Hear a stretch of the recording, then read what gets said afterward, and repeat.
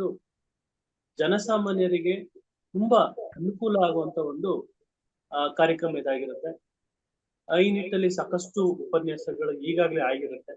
So ಈ ನಿಟ್ಟಿನಲ್ಲಿ ಇಂದು ಒಂದು ವಿಶೇಷ ಉಪನ್ಯಾಸದ ಕುರಿತು ಶ್ರೀಯುತ ಮಹಾಂತೇಶ್ ಜಿ ಸಾಹೇಬರು ಬಂದಿದ್ದಾರೆ. ಇವರು ಮೂಲತಃ ವಕೀಲರಾಗಿದ್ದು ವಕೀಲ ಸೇವೆಯನ್ನ ಸಲ್ಲಿಸ್ತಾ ಇರುವಂತ ಸಂದರ್ಭದಲ್ಲೇನೆ ಇವರು ಪೊಲೀಸ್ ಅಧಿಕಾರಿಯಾಗಿ ನೇಮಕಗೊಳ್ತಾರೆ. ತದನಂತರ ಅವ್ರಿಗೆ ಏನು ಒಂದು ವೈಯಕ್ತಿಕ ಕಾರಣ ಮತ್ತು ಜಾಬ್ ಸ್ಯಾಟಿಸ್ಫ್ಯಾಕ್ಷನ್ ನಿಟ್ಟಿನಲ್ಲಿ ರಾಜೀನಾಮೆಯನ್ನ ಸಲ್ಲಿಸಿ ವಕೀಲ ವೃತ್ತಿಯೇ ತನ್ನ ಒಂದು ಪ್ಯಾಷನ್ ಅದು ಮತ್ತು ಮೂಲ ವೃತ್ತಿ ಅಂತ ಕಂಡುಕೊಂಡು ಈಗ ಮತ್ತೆ ವಕೀಲರಾಗಿ ಕಾರ್ಯನಿರ್ವಹಿಸ್ತಾ ಇದ್ದಾರೆ. ಇವರಿಗೆ ಪೊಲೀಸ್ ಅಧಿಕಾರಿಯಾಗೂ ಸಹ ಏನು ಒಂದು ಕಾರ್ಯ ಅನುಭವ ಇದೆ, ವಕೀಲನಾಗೂ ಸಹ ಒಂದು ಅನುಭವ ಇದೆ ಮತ್ತು ನಾಗರಿಕನಾಗೂ ಸಹ ಈ ಎರಡನ್ನೂ ಸಹ ನೋಡಿರ್ತಾರೆ. 3 ಡೈಮೆನ್ಷನ್ಸ್. ಒಂದ್ ಕಡೆ ಜನರಲ್ ಪಬ್ಲಿಕ್ ಆಗಿ ಅಡ್ಮಿನಿಸ್ಟ್ರೇಷನ್ ಅನ್ನ ನೋಡಿರುವಂತದ್ದು, ಇನ್ನೊಂದು ಪೊಲೀಸ್ ಅಧಿಕಾರಿಯಾಗಿ ನ್ಯಾಯಾಲಯವನ್ನ ಲಾ ಅಂಡ್ ಆರ್ಡರ್ ಅನ್ನ ನೋಡಿರುವಂತದ್ದು, ಮತ್ತು ವಕೀಲನಾಗಿ ನ್ಯಾಯಾಲಯನ ನೋಡಿರುವಂತದ್ದು, ಪೊಲೀಸ್ ಇಲಾಖೆಯನ್ನ ನೋಡಿರುವಂತದ್ದು. ಸೊ ಈ ನಿಟ್ಟಿನಲ್ಲಿ ಇಂದು ನ್ಯಾಯಾಲಯ, ಪೊಲೀಸ್ ಹಾಗೂ ಜನಸಾಮಾನ್ಯರು ಅನ್ನೋ 3 ದೃಷ್ಟಿಕೋನಗಳನ್ನ ಇಟ್ಕೊಂಡು ಈ ಒಂದು ಕಾರ್ಯಕ್ರಮಕ್ಕೆ ಬಂದಿರ್ತಾರೆ. ಸೊ ಅವ್ರನ್ನ ನಾವು ಬರಮಾಡ್ಕೊಳ್ತಾ ಅವ್ರಿಗೆ ವಂದನೆಗಳನ್ನ ತಿಳಿಸ್ತಾ ಈ ಒಂದು ಕಾರ್ಯಕ್ರಮಕ್ಕೆ ಇದು ಮಾಡೋಣ. Sir, thank you very much sir. ನಮಸ್ಕಾರ ಸರ್. ಪುರುಷೋತ್ತಮ ಅವರಿಗೆ ಧನ್ಯವಾದಗಳು. ಈ ಒಂದು ವೆಬಿನಾರ್ ಅಲ್ಲಿ ಇರ್ತಕ್ಕಂಥ ಎಲ್ಲ ಮಾನ್ಯರಿಗೂ ಕೂಡ ನಾನು ಧನ್ಯವಾದಗಳನ್ನು ಸಲ್ಲಿಸ್ತಿ ನನ್ನ ಒಂದು ಚಿಕ್ಕ ಮಾತುಗಳನ್ನ ಆರಂಭಿಸ್ತಾ ಇದ್ದೇನೆ. ನಾನು ಪೊಲೀಸ್ ಇಲಾಖೆಯಲ್ಲಿ ಒಂದು 4.5 ವರ್ಷಗಳ ಕಾಲ ಕರ್ತವ್ಯ ನಿರ್ವಹಿಸಿದ್ದೇನೆ. ಅದಕ್ಕಿಂತ ಮೊದಲು ನಾನು 20 ವರ್ಷಗಳ ಕಾಲ ವಕೀಲರಾಗಿ ಕಾರ್ಯನಿರ್ವಹಿಸಿ ನಾನು ಪೊಲೀಸ್ ಇಲಾಖೆ ಹೋಗಿದ್ದೆ. ಮತ್ತೆ ಇವಾಗ ನಾನು 1.5 ವರ್ಷದಿಂದ ವಕೀಲನಾಗಿ ಕಾರ್ಯನಿರ್ವಹಿಸ್ತಾ ಇದ್ದೇನೆ. ಈ ಒಂದು ಪೊಲೀಸ್ ಇಲಾಖೆಯಲ್ಲಿ ನಾನು ಕಳೆದಂತಹ ಅನುಭವ ಏನಿದೆ ನಮಗೆ ಬೇಕಾಗಿತ್ತು. ಒಬ್ಬ ವಕೀಲನಾಗಿ ನನಗೆ ಈ ಅನುಭವ ಬೇಕಾಗಿತ್ತು. ನನಗೆ ಅದು ಸಿಕ್ಕಿದ್ದು ಬಹಳ ಸಂತೋಷ ಅನಿಸುತ್ತೆ. ಈಗ ನಮಗೆ ಪುರುಷೋತ್ತಮ್ ಸರ್ ಅವರು ನೀಡಿದ ಒಂದು ವಿಷಯ ಏನಂದ್ರೆ ಪಬ್ಲಿಕ್, ಪೊಲೀಸ್ ಮತ್ತೆ ಕೋರ್ಟ್. ಈಗ ನಾನು ಈ ವಿಷಯದಲ್ಲಿ ಬೇಸಾಗಿ ನಾನು ಪೊಲೀಸ್ ಡಿಪಾರ್ಟ್ಮೆಂಟ್ ಅನ್ನು ತಗೊಳ್ತೇನೆ. ಪೊಲೀಸ್ ಡಿಪಾರ್ಟ್ಮೆಂಟು 1861ರಿಂದನೂ ಪೊಲೀಸ್ ಆಕ್ಟ್ ಅಂತ ಹೇಳ್ಬಿಟ್ಟು ಬ್ರಿಟಿಷರ ಆಡಳಿತ ಇದ್ದಾಗಿಂದನೂ ಅದು ಪೊಲೀಸ್ ಆಕ್ಟ್ ಅಂತ ಹೇಳಿ ಜಾರಿಗೆ ಬಂದಿದೆ. ಅವತ್ತಿಂದನೂ ಪೊಲೀಸು ಜಾರಿಯಲ್ಲಿದೆ, ಪೊಲೀಸ್ ವ್ಯವಸ್ಥೆ ಒಂದು ಜಾರಿಯಲ್ಲಿದೆ. ಅವಾಗಿನ ಕಾಲದಲ್ಲಿ ಪೊಲೀಸ್ ವ್ಯವಸ್ಥೆ ಅವರು ಬ್ರಿಟಿಷರಿಗೆ ಒಂದು ಅವರ ಸಾಮಾನುಗಳನ್ನು, ಸರಕುಗಳನ್ನು ಸಾಗಿಸ್ಬೇಕಾದಾಗ ಮೂಲತಃ ಅದಕ್ಕೆ ಹುಟ್ಟಿಕೊಂಡಂತ ಒಂದು ವ್ಯವಸ್ಥೆ ಇದು. ಇದು ಕಾಲಾನಂತರದಲ್ಲಿ ಭಾರತ ಸ್ವಾತಂತ್ರ್ಯ ಆದ್ಮೇಲೆ ಒಂದು ದೊಡ್ಡ ವ್ಯವಸ್ಥೆಯಾಗಿ ಬೆಳ್ಕೊಂಡಿದೆ. ಈಗ ನಮಗೆ ಪೊಲೀಸ್ ಒಂದು ವ್ಯವಸ್ಥೆ 4 ಕಾನೂನುಗಳ ಪ್ರಕಾರ ನಡ್ಕೊಂಡು ಹೋಗುತ್ತೆ. ಒಂದು ಪೊಲೀಸ್ ಮ್ಯಾನ್ಯುವಲ್ ಅಂತ ಬರುತ್ತೆ. ಎರಡನೇದು ಬಂದು ನಮಗೆ ಪೊಲೀಸ್ ಆಕ್ಟ್ ಅಂತ 1861 ಇದೆ. ಮತ್ತೆ ಕ್ರಿಮಿನಲ್ ಪ್ರೊಸೀಜರ್ ಕೋಡ್ ಇದೆ, IPC ಇದೆ, ಎವಿಡೆನ್ಸ್ ಆಕ್ಟ್ ಇದೆ. ನಮ್ಗೆ ಏನಾಗುತ್ತೆ, ಪೊಲೀಸ್ ವ್ಯವಸ್ಥೆಯ ಮೂಲ ಉದ್ದೇಶ ಏನಂದ್ರೆ ಲಾ ಅಂಡ್ ಆರ್ಡರ್ ಮೇಂಟೆನೆನ್ಸ್, ಮತ್ತೆ ಕ್ರೈಮ್ ಪ್ರಿವೆನ್ಷನ್, ಕ್ರೈಮ್ ಡಿಟೆಕ್ಷನ್ ಅಥವಾ ಇನ್ವೆಸ್ಟಿಗೇಷನ್ ಅಂತ ಹೇಳ್ಬೋದು. ಮತ್ತೆ ಏನಂತಂದ್ರೆ ಲಾ ಎನ್ಫೋರ್ಸ್ಮೆಂಟ್ ಬರುತ್ತೆ. ಲಾ ಎನ್ಫೋರ್ಸ್ಮೆಂಟ್ ಅಲ್ಲಿ ನಮಗೆ ಟ್ರಾಫಿಕ್ ಫಾಲೋ ಮಾಡುವಂಥದ್ದು, ಅಥವಾ ನಮಗೆ ಕೋಫ್ತಾ ಆಕ್ಟ್ ಬರುತ್ತೆ, ಸಿಗರೇಟು ಬೀಡಿ ಸೇದೋರಿಗೆ ಸಾರ್ವಜನಿಕ ಆರೋಗ್ಯವನ್ನು ಕಾಪಾಡುವಂಥದ್ದು. ಈಗ ನಾನು ಪೊಲೀಸ್ ವ್ಯವಸ್ಥೆಯಲ್ಲಿ ಫಸ್ಟು ನಾವು ಲಾ ಅಂಡ್ ಆರ್ಡರ್ದು ವಿಷಯನ ತಗೊಳ್ತೀನಿ. ಲಾ ಅಂಡ್ ಆರ್ಡರ್ ಅಲ್ಲಿ ಏನಾಗುತ್ತೆ, ಒಂದು ಒಂದು ಒಂದು ವ್ಯವಸ್ಥೆಯಲ್ಲಿ ಯಾರೋ ಒಂದು ಕಿಡಿಗೇಡಿತನದಿಂದ ಒಂದು ಪ್ರದೇಶ ಅಥವಾ ಒಂದು ರಾಜ್ಯ, ಒಂದು ದೇಶದ ಒಂದು ಲಾ ಅಂಡ್ ಆರ್ಡರ್ ಸಮಸ್ಯೆ ಸಡನ್ ಆಗಿ ಕೆಟ್ಬಿಡ್ಬೋದು. ಅವಾಗ ಪೊಲೀಸ್ ಅವರು ಅದರಲ್ಲಿ ಏನಾಗುತ್ತೆ, ಮುಖ್ಯ ಪಾತ್ರವನ್ನು ವಹಿಸ್ತಾರೆ.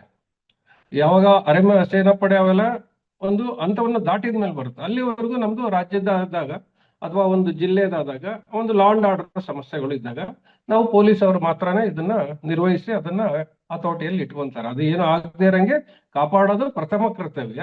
ಸಪೋಸ್ ಆದಾಗ ಕೂಡ ಮತ್ತೆ ಅದನ್ನ ಹತೋಟಿಗೆ ತರುವಂಥದ್ದು ಎರಡನೇ ಕರ್ತವ್ಯ. ಈಗ ದೊಡ್ಡ ದೊಡ್ಡ ಬಂದೋಬಸ್ತ್ ಅಂತ ಕರೀತಾರೆ, ಲಾ ಅಂಡ್ ಆರ್ಡರ್. ಈಗ ಚಿಕ್ಕಮಗಳೂರಲ್ಲಿ ದತ್ತಮಾಲೆ ಬಂದೋಬಸ್ತ್ ಇರುತ್ತೆ. ಆ ಟೈಮಲ್ಲಿ ಇಡೀ ಒಂದು ಕರ್ನಾಟಕದಿಂದ ಬಂದಿರ್ತಾರೆ, ಒಂದು ಸುಮಾರು 5,000-6,000 ಜನ ಪೊಲೀಸರು ಬಂದಿರ್ತಾರೆ. ಅದನ್ನ ಒಂದು ಸುಸೂತ್ರವಾಗಿ ಯಾವುದೇ ರೀತಿಯಲ್ಲಿ ಕೋಮು ಗಲಭೆ ಆಗದೆ ಇರಂಗೆ ಅಥವಾ ಬೇರೆ ರೀತಿಯಲ್ಲಿ ಅದು ಟರ್ನ್ ಆಗದೆ ಇರಂಗೆ, ಒಂದು ಏನೋ ಒಂದು ಫಂಕ್ಷನ್ ಇರುತ್ತೆ, ಅದು ಒಂದು ಪೂಜೆ ಇರುತ್ತೆ, ಅದು ಬೇರೆ ರೀತಿ ಟರ್ನ್ ಆಗದೆ ಇರಂಗೆ, ಅದನ್ನ ಮತ್ತೆ ಬೇರೆ ಕಡೆ ಹರಡದೇ ಇರಂಗೆ, ಗಲಾಟೆ ಆಗದೆ ಇರಂಗೆ ಕಾಪಾಡುವಂಥದ್ದು ಪೊಲೀಸರ ಕರ್ತವ್ಯ. ಅದೊಂದು. ಅದಾದ್ಮೇಲೆ ನೆಕ್ಸ್ಟ್ ಬರೋದು ಲೈಫ್ ಅಂಡ್ ಪ್ರಾಪರ್ಟಿ ಬರುತ್ತೆ.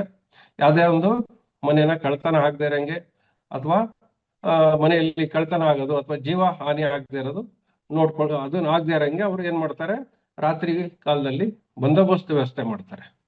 ರಾತ್ರಿ ಕಾಲದಲ್ಲಿ ಬಂದೋಬಸ್ತ್ ಅಂದ್ರೆ ಅದನ್ನ ರಾತ್ರಿ ಎಲ್ಲ ನಿಮ್ಗೆ ಬೀಟ್ ಇರ್ತಾರೆ. ನೀವು ಮನ್ಕೊಂಡಿರ್ಬೋದು, ಅದು ನಿಮ್ಗೆ ನಗರಗಳಲ್ಲಿ ಅದನ್ನ ಜಾಸ್ತಿ ಗಮನಕ್ಕೆ ಕಂಡು ಬರೋದಿಲ್ಲ ಬೀಟ್ ವ್ಯವಸ್ಥೆ. ನೀವು ಓಡಾಡ್ತಾ ಇರ್ತಾರೆ ನೈಟ್ ಎಲ್ಲಾನು, ಅವರಿಗೆ ಒಂದು ಬೀಟ್ ಬುಕ್ ಅಂತ ಇರುತ್ತೆ. ಇವಾಗ ಬೀಟ್ ಬುಕ್ ಹೋಗಿ ಬೀಟ್ ಪಾಯಿಂಟ್ ಆಗಿದೆ, ಅದು ಒಂದು ಅಪ್ಗ್ರೇಡೇಷನ್ ಆಗಿಬಿಟ್ಟು ಈಗ ಎಲೆಕ್ಟ್ರಾನಿಕ್ ಮಾಧ್ಯಮದಲ್ಲಿ ಅದು ನೀವು ಆ ಲೊಕೇಶನ್ಗೆ ಹೋದ್ರೆ ಮಾತ್ರ, ಆ ಲೊಕೇಶನ್ಗೆ ಹೋದ್ರೆ ಮಾತ್ರ ಕ್ಯಾಚ್ ಆಗುತ್ತೆ. ಇಲ್ಲ ಅಂದ್ರೆ ಮೊಬೈಲಲ್ಲಿ ಒಂದು ಅದು ಟವರ್ ಕ್ಯಾಚ್ ಆಗಿ ಅದೊಂದು ಆ್ಯಪ್ ಇದೆ, ಆ್ಯಪ್ ಅಲ್ಲಿ ಅಪ್ಲೋಡ್ ಆಗ್ಬೇಕು. ನೀವು ಮೊದಲನೇ ಕಾಲದಲ್ಲಿ ನೀವು ಬುಕ್ ಇಡ್ತಾ ಇದ್ರೆ, ಇವಾಗ ಅದು ಹೋಗಿದೆ ವ್ಯವಸ್ಥೆ. ಅದಾದ್ಮೇಲೆ ಕೆಲವು ಸಿಚುಯೇಷನ್ಸ್ ಬರ್ತದೆ, ಅಂದ್ರೆ ಜಾತ್ರೆಗಳು ಬರ್ತದೆ. ಆಮೇಲೆ ಅದು ರೆಗ್ಯುಲರ್ ಆಗಿ ಬರ್ತಾ ಇರ್ತದೆ. ನಮ್ಮಲ್ಲಿ ಸಿರ್ಸಿ ಜಾತ್ರೆಗಳು ಬರ್ತದೆ. ಆ ಟೈಮಲ್ಲೆಲ್ಲ ಒಂದು ಇದನ್ನ ಬಂದೋಬಸ್ತ್ ವ್ಯವಸ್ಥೆನ ನಾವು ಮಾಡ್ಬೇಕಾಗ್ತದೆ.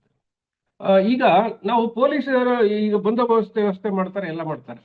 ನಾನು ಪ್ರತಿಯೊಂದು ಹಂತದಲ್ಲಿ ನಾವು ಈ ಜನಸಾಮಾನ್ಯರು ಏನ್ ಮಾಡ್ಬೋದು ಅಂತ ಹೇಳಿ, ಈಗ ಒಂದು ಯಾವುದೋ ಒಂದು ದೊಡ್ಡ ಮಟ್ಟದ ಬಂದೋಬಸ್ತ್ ಇರುತ್ತೆ, ಅವಾಗ ಜನರ ಸಾಮಾನ್ಯರಿಗೆ ಏನಾಗುತ್ತೆ, ಈ ಮಾಹಿತಿ ಏನಿರುತ್ತೆ ಜನಸಾಮಾನ್ಯರಲ್ಲೇ ಇರೋದು.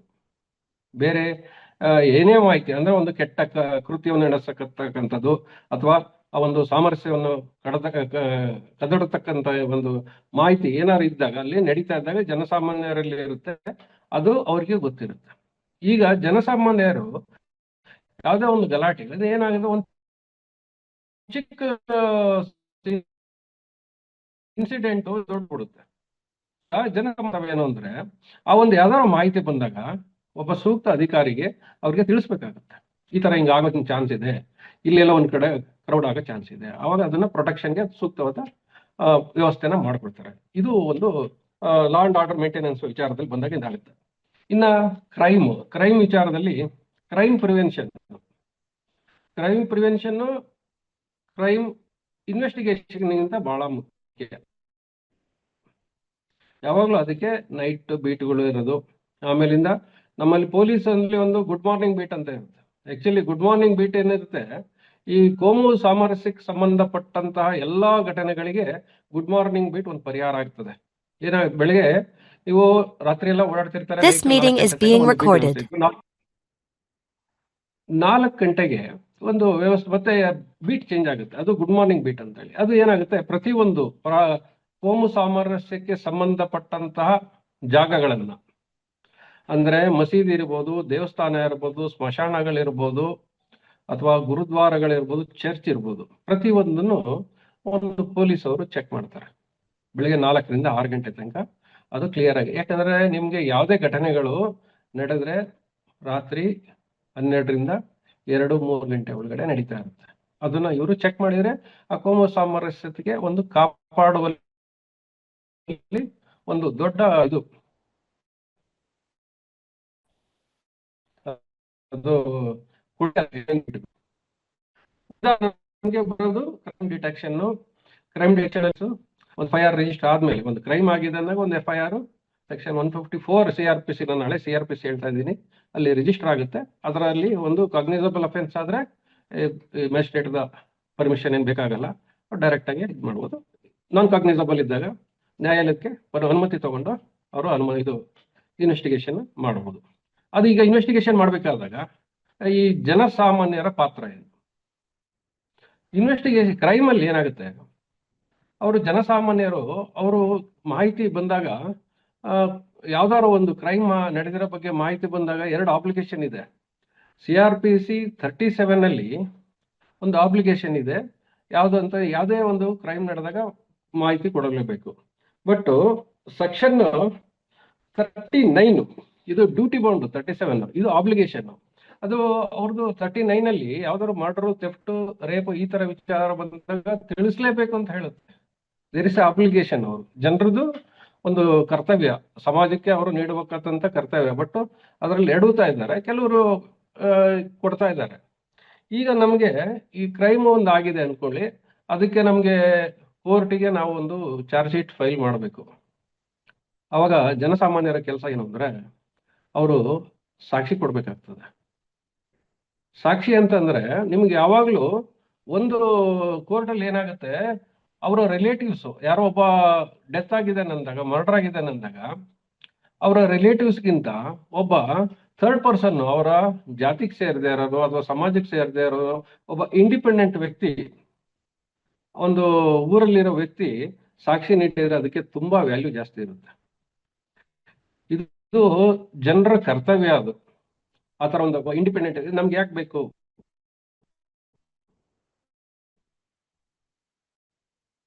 ಅನ್ನೋದು ಒಂದು ಸಾಕ್ಷಿ ಹೇಳೋದಕ್ಕೆ ಅವರು ಆ ರೀತಿಯಲ್ಲಿ ಸಹಕರಿಸಬಹುದು. ಒಂದು ಕ್ರೈಮ್ ಆಗಿ ಅಪರಾಧ ಮಾಡಿರೋ ವ್ಯಕ್ತಿಗೆ, ಆರೋಪಿಗೆ ನಾವು ಶಿಕ್ಷೆ ಕೊಡಿಸಿದ್ರೆ, ಶಿಕ್ಷೆ ಕೊಡಿಸಲ್ಲಿ ಒಂದು ಸಾರ್ವಜನಿಕ ಒಬ್ಬ ವ್ಯಕ್ತಿ ಪಾಲುದಾರನ ಆದ್ರೆ ಅವನಿಗೆ ಒಂದು ಸಮಾಜಕ್ಕೆ ನೀಡಿದ ಅದು ಋಣ ತೀರಿಸ್ದಂಗೆ. ಅದನ್ನ ಅವರು ಮಾಡ್ಬೇಕಾಗ್ತದೆ. ಇದಾದ್ಮೇಲಿಂದ ಪೊಲೀಸರಿಗೆ ಟ್ರಾಫಿಕ್ ರೂಲ್ಸ್ ಬರ್ತದೆ. ಟ್ರಾಫಿಕ್ ನಮ್ಗೇನಾಗುತ್ತೆ, ಪೊಲೀಸ್ ಅವರಿಗೆ ದಂಡ ವಸೂಲಿ ಮಾಡಕ್ಕೆ ಮಾಡಿರೋಂಥ ಒಂದು ವ್ಯವಸ್ಥೆ ಅಲ್ಲ ಅದು. ಆಕ್ಚುಲಿ ನಾವು ಏನಾಗುತ್ತೆ, ಅದು ಯಾವ್ದೇ ಆಗ್ಲಿ ಹೆಲ್ಮೆಟ್ ಅನ್ನ ಒಂದು ಧರಿಸ್ಕೊಂಡು ಹೋಗೋದಿದೆ ಅಥವಾ ಲೈಸೆನ್ಸ್ ಇರೋವಂಥದ್ದಿದೆ, ಇದೆಲ್ಲಾನು ಕೂಡ ಒಂದು ಸಮಾಜದಲ್ಲಿ ಅವರ ಜೀವಕ್ಕೆ ಯಾವುದೇ ರೀತಿ ಅಪಾಯ ಆಗದೆ ಇರಲಿ ಅನ್ನೋ ಒಂದು ಕಾರಣಕ್ಕೆ ಮಾಡಿರೋ ಆಕ್ಟ್ ಅಂಡ್ ರೂಲ್ಸ್ ಇರೋದು. ಇಪ್ಪತ್ತು ಅವ್ರು ಎತ್ಕೊಂಡಿದ್ದಾರೆ ಅಂದಾಗ ಏನಾಗುತ್ತೆ, ಎಲ್ಲ ಬೈಕ್ ಕೊಳ್ತಾ ಇರ್ತಾರೆ. ಅದು ತಪ್ಪದು. ಈಗ ಹೆಲ್ಮೆಟ್ ಹಾಕ್ತೆ ಹೋದೆ, ಏನಾದ್ರು ಒಂದು ಆಕ್ಸಿಡೆಂಟ್ ಆದಾಗ ಹೆಲ್ಮೆಟ್ನೇ ಜೀವ ಉಳಿದಿರೋದು ಸಾಧ್ಯತೆ ಜಾಸ್ತಿ, ಹೆಲ್ಮೆಟ್ ಇಲ್ದೇನೆ ಜೀವ ಹೋಗಿರೋ ಸಾಧ್ಯತೆಗಳು ಜಾಸ್ತಿ. ಇವಾಗ ಹೆಲ್ಮೆಟ್ ಹಾಕೊಂಡು ಹೋಗೋದ್ರಿಂದ ತೊಂದರೆ ಏನಿರುತ್ತೆ? ತೊಂದರೆ ಇರೋದಿಲ್ಲ ಜನಗಳಿಗೆ. ಆದ್ರೂ ಅದನ್ನ ಫಾಲೋ ಮಾಡ್ಬೇಕು. ಒಬ್ಬ ಜವಾಬ್ದಾರಿಯುತ ನಾಗರಿಕ ಆದ್ರೆ ಅದು ನಾವು ಕ್ವಶನ್ ಮಾಡೋದಿಲ್ಲ, ಅದನ್ನ ಅವ್ರು ಅರ್ಥ ಮಾಡ್ಕೊಳ್ತಾನೆ, ಇದು ನನ್ನ ಒಂದು ಕುಟುಂಬಕ್ಕೆ ರಕ್ಷಣೆಗಾಗಿರೋಂಥ ಕಾನೂನು ಅಂತ ಹೇಳಿ. ಲೈಸೆನ್ಸ್ ಏನಕ್ಕೆ ಇರುತ್ತೆ ಅಂದ್ರೆ ಒಂದು ಟ್ರೈನಿಂಗ್ ಆಗಿರುತ್ತೆ, ಅಥವಾ ಅಲ್ಲಿಗೆ ಅವ್ರಿಗೆ ತರಬೇತಿ ಪಡೆದ ಮೇಲೆನೆ ಲೈಸೆನ್ಸ್ ಕೊಡ್ತಾರೆ ಅಂತ. ಆ ತರಬೇತಿ ಆಗಿದೆ ಅನ್ನೋದನ್ನ ಕನ್ಫರ್ಮ್ ಮಾಡ್ಕೊಳ್ಳೋದು, ಕನ್ಫರ್ಮ್ ಮಾಡೋದು ಯಾವ್ದು ಅಂದ್ರೆ ಲೈಸೆನ್ಸ್. ಸೊ ಇದು ಇಷ್ಟು ಬರುತ್ತೆ.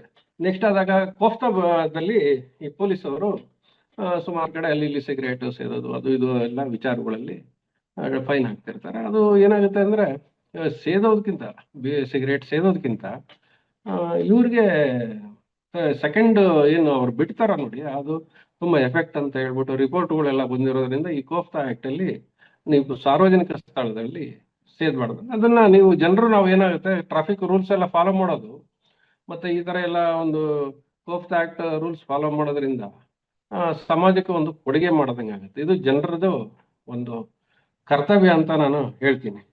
ಇದಾದ್ಮೇಲೆ ನಾವು ಈ ಒಂದು ಜನರು ಒಂದು ವ್ಯವಸ್ಥೆಯಲ್ಲಿ ಬದುಕ್ತಾ ಇರ್ತಾರೆ, ಹಳ್ಳಿಗಳಲ್ಲಿ ಅಥವಾ ಸಿಟಿಗಳಲ್ಲಿ. ಆ ಕೆಲವು ವ್ಯವಸ್ಥೆಯಲ್ಲಿ ಅವ್ರಿಗೆ ಕೆಲವು ಮಾಹಿತಿಗಳು ಇರ್ತದೆ. ಏನಂದ್ರೆ ಯಾರೋ ಒಬ್ನು ಗಾಂಜಾ ಸೇರ್ತಾ ಇರ್ತಾನೆ, ಅಥವಾ ಸ್ಮಗ್ಲಿಂಗ್ ಮಾಡ್ತಾ ಇರ್ತಾನೆ, ಅಥವಾ ಚೈನ್ ಸ್ನ್ಯಾಚರ್ ಇರ್ತಾನೆ, ಅಥವಾ ಕಳ್ಕೊಂಬರ್ತಾನೆ, ಅಥವಾ ಒಂದು ಫೈನಾನ್ಷಿಯಲ್ ಸ್ಥಿತಿ ಸಡನ್ ಆಗಿ ಚೇಂಜ್ ಆಗ್ಬಿಡುತ್ತೆ. ಅದನ್ನ ಒಬ್ಬ ಜವಾಬ್ದಾರಿಯುತ ನಾಗರಿಕನಾದಾಗ ಅದರದ ಮಾಹಿತಿಗಳನ್ನ ಕೊಡ್ಬೇಕಾಗ್ತದೆ. ಕೆಲವು ಸ್ಟೇಷನ್ಗಳಲ್ಲಿ ಬಾತ್ಮೀದಾರರು ಅಂತ ಇರ್ತಾರೆ, ಅವರೆಲ್ಲ ಪೊಲೀಸ್ ಇನ್ಫಾರ್ಮರ್ಸ್ ಅಂತ ಕರೀತಾರೆ. ಅವರು ಏನಾಗುತ್ತೆ, ಎಲ್ಲೂ ಕೂಡ ಗುರುತಿಸ್ಕೊಂಡಿರಲ್ಲ, ಆದ್ರೂ ಕೂಡ ಮಾಹಿತಿ ಕೊಡ್ತಾ ಇರ್ತಾರೆ ಸ್ಟೇಷನ್ಗೆ.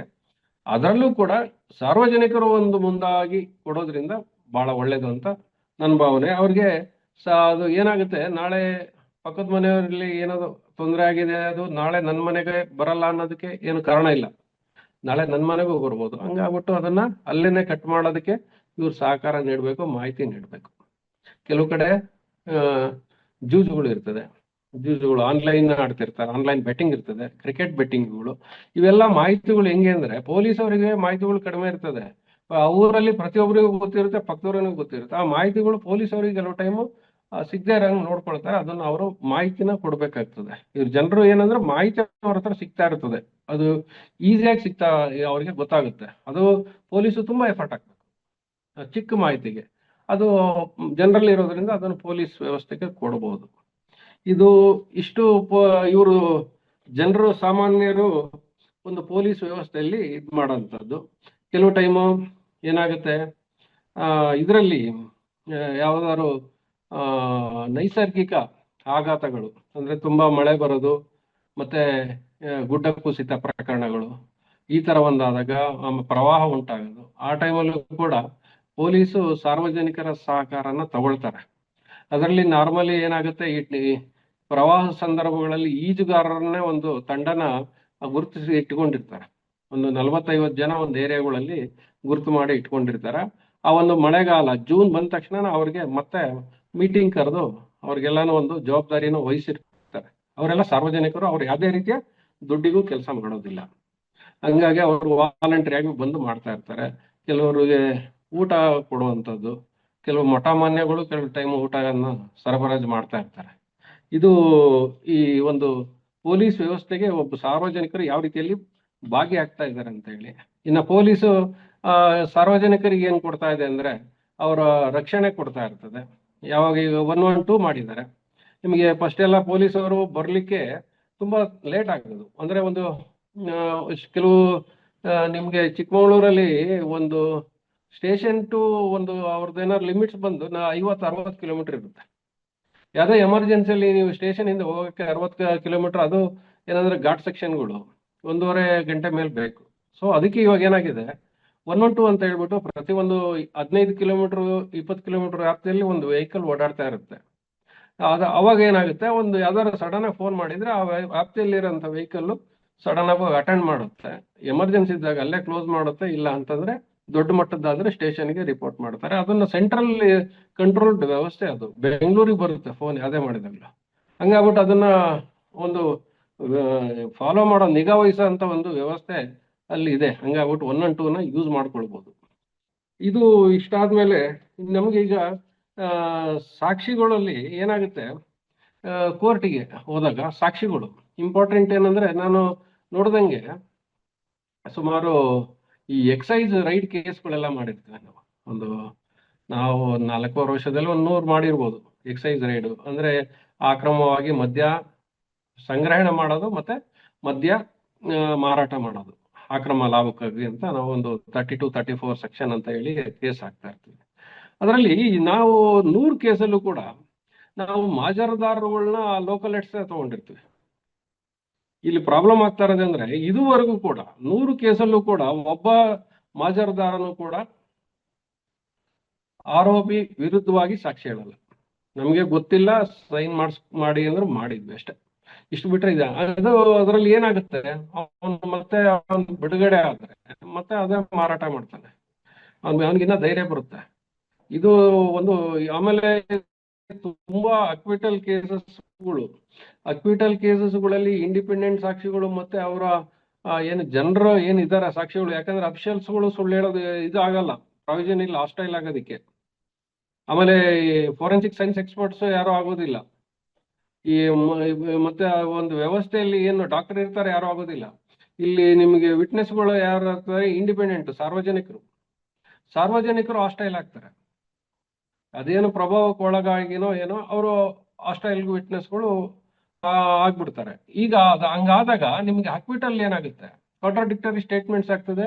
ಅಕ್ವಿಟಲ್ ಅಲ್ಲಿ ಅದು ಕೇಸ್ ಎಂಡ್ ಆಗ್ತದೆ. ಅದು ಮರ್ಡರ್ ಕೇಸ್ ಇರ್ಬೋದು, ರೇಪ್ ಕೇಸ್ ಇರ್ಬೋದು, ಡಕಾಯಿತಿ ಕೇಸ್ ಇರ್ಬೋದು, ಎಲ್ಲ ಕೇಸು ಇರ್ಬೋದು.